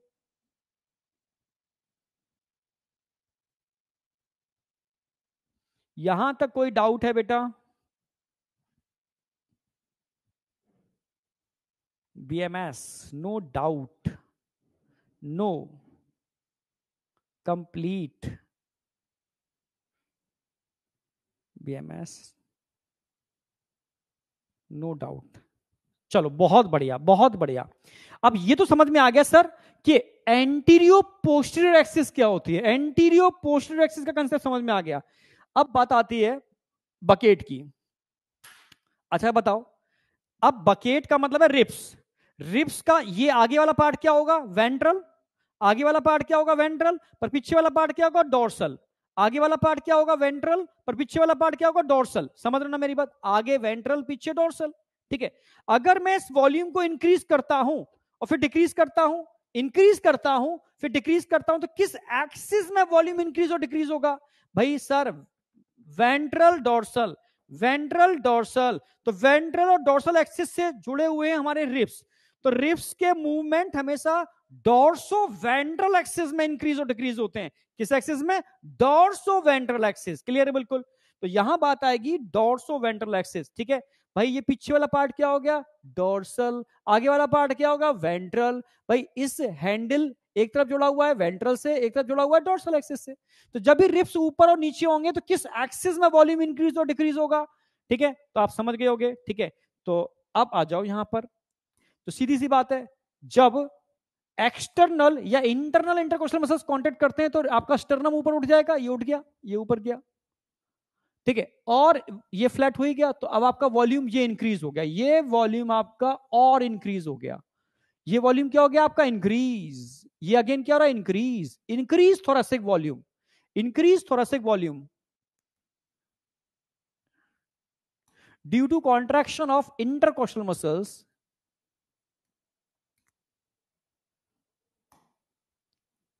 due to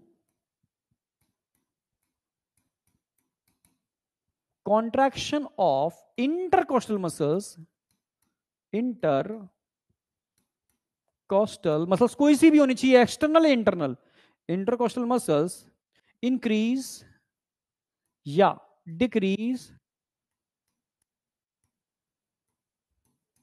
thoracic volume in dorsoventral axis। ये ध्यान रखना है आपको, dorsoventral axis। तो डॉर्सोवेंट्रल एक्सिस का मतलब समझ में आना चाहिए, एंटीरियो पोस्टीरियर एक्सिस का मतलब समझ में आना चाहिए, ठीक है। तो अब ये समझ में आ गया, जब भी ठीक है इंटरकोस्टल मसल्स कॉन्ट्रैक्ट और रिलैक्स करेंगे तो डॉर्सोवेंट्रल एक्सिस में वॉल्यूम इंक्रीज डिक्रीज होगा। जब डायफ्राम कॉन्ट्रैक्ट रिलैक्स करेगा तो एंटीरियो पोस्टीरियर एक्सिस में वॉल्यूम इंक्रीज और डिक्रीज होगा, ठीक है। ये दो एक्सिस समझ में आए या नहीं आए, ये समझ में आ गया तो बस एकदम कंसेप्चुअल चीज सेट हो जाएंगी। यस, आ गया, आ गया, बहुत बढ़िया। मैं एक बार रिपीट तो करूंगा ही, टेंशन मत करो, रिपीट तो मैं करूंगा ही, हर चीज रिपीट करूंगा, उसकी टेंशन नहीं लेनी है।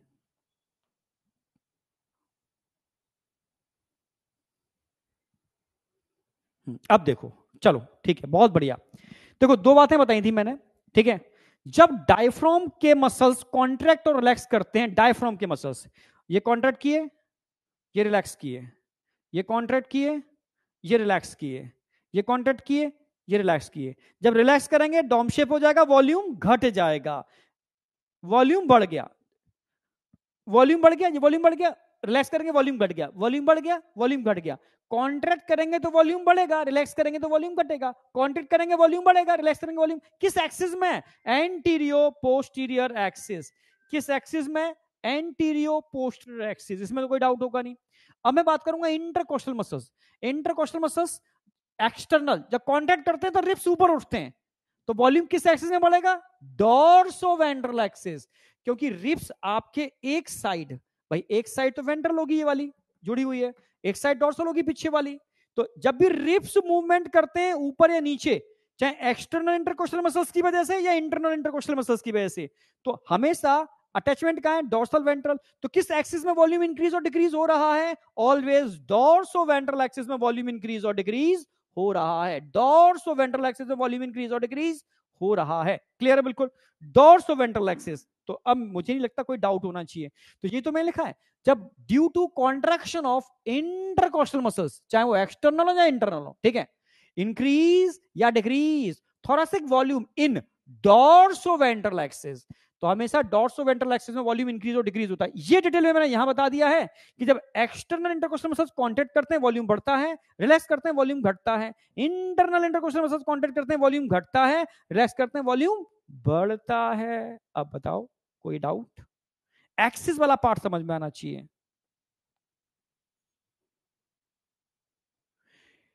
थोरेसिक कैविटी कैसे एक्सपेंड, यही है थोरेसिक कैविटी, समझो, ठीक है।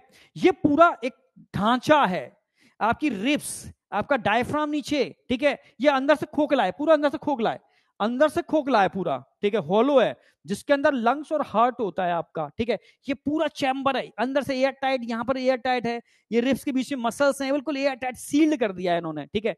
अब जब ये वाले मसल्स कॉन्टैक्ट करते हैं तो रिब्स उठते हैं, रिलैक्स करते हैं, रिब्स नीचे जाते हैं।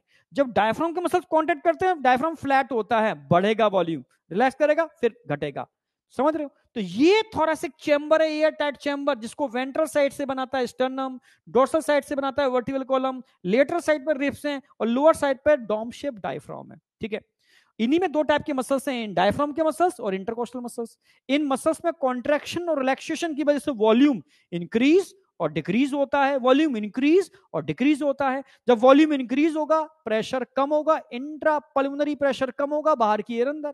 जब वॉल्यूम डिक्रीज होगा, ठीक है, तो इंट्रा पल्मोनरी प्रेशर बढ़ेगा, अंदर की एयर बाहर।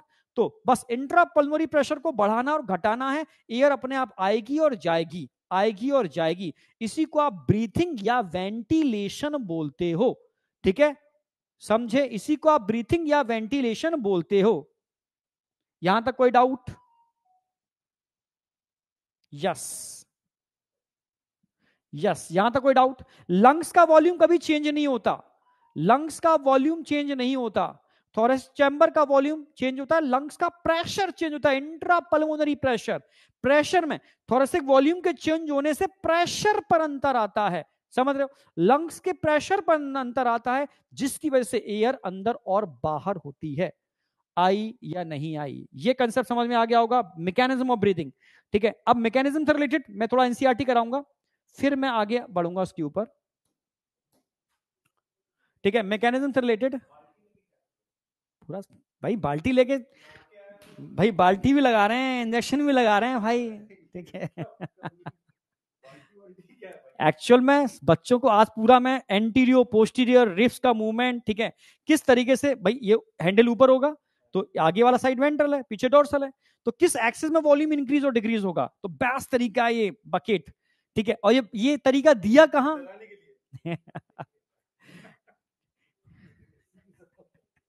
ठीक है, हाँ, जब भी आपकी डीपीपी प्रॉपर ना बन पाए, ठीक है, तो सबके ऊपर लागू होता है, ये मेरे ऊपर भी लागू होता है, ठीक है। प्रॉपर आपको डीपीपी सॉल्यूशन मिलेंगे, हाँ।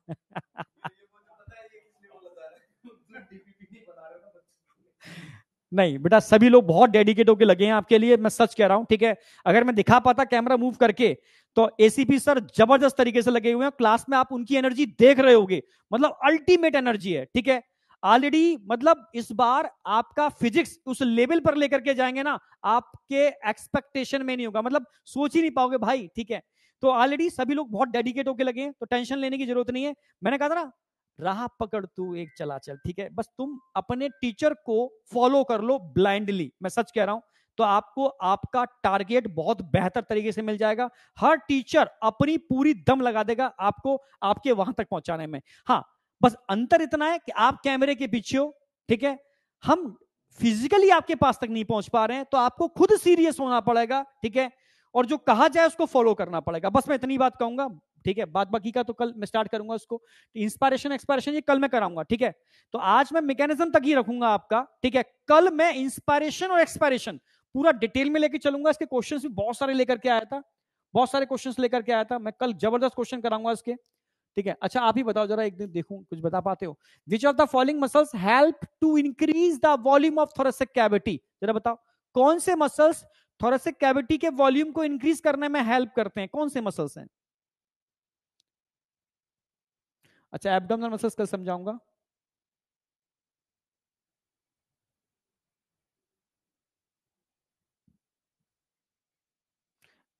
ऑप्शन क्या आएगा? बिल्कुल सही, ऑप्शन थर्ड, क्योंकि डायफ्राम वॉल्यूम को बढ़ाता है और एक्सटर्नल इंटरकोस्टल मसल्स वॉल्यूम को बढ़ाएंगे ड्यूरिंग कॉन्ट्रैक्शन, जबकि भाई एब्डोमिनल मसल्स कॉन्ट्रैक्ट करते हैं वॉल्यूम घटेगा, इंटरनल कॉन्ट्रैक्ट करेंगे वॉल्यूम घटेगा, ठीक है, एब्डोमिनल कॉन्ट्रैक्ट करेंगे वॉल्यूम घटेगा, ठीक है, क्लियर है बिल्कुल।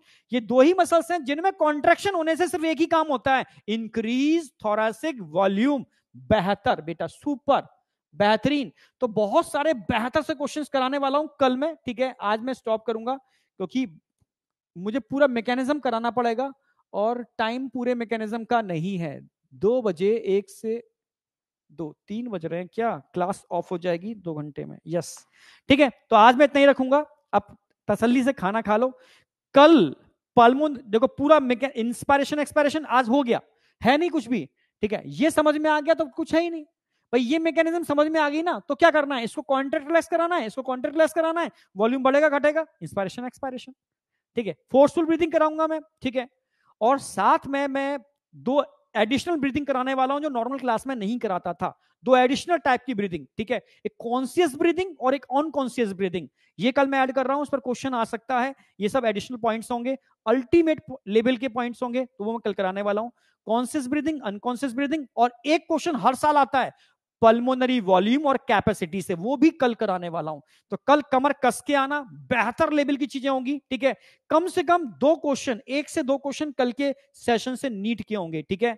तो मिलते हैं बेटा कल, और कल बहुत सारी क्वेश्चन प्रैक्टिस भी कराऊंगा और एनसीईआरटी भी पूरी में कराने वाला हूं, ठीक है। Thank you, all the best, मिलते हैं बेटा कल, ठीक है।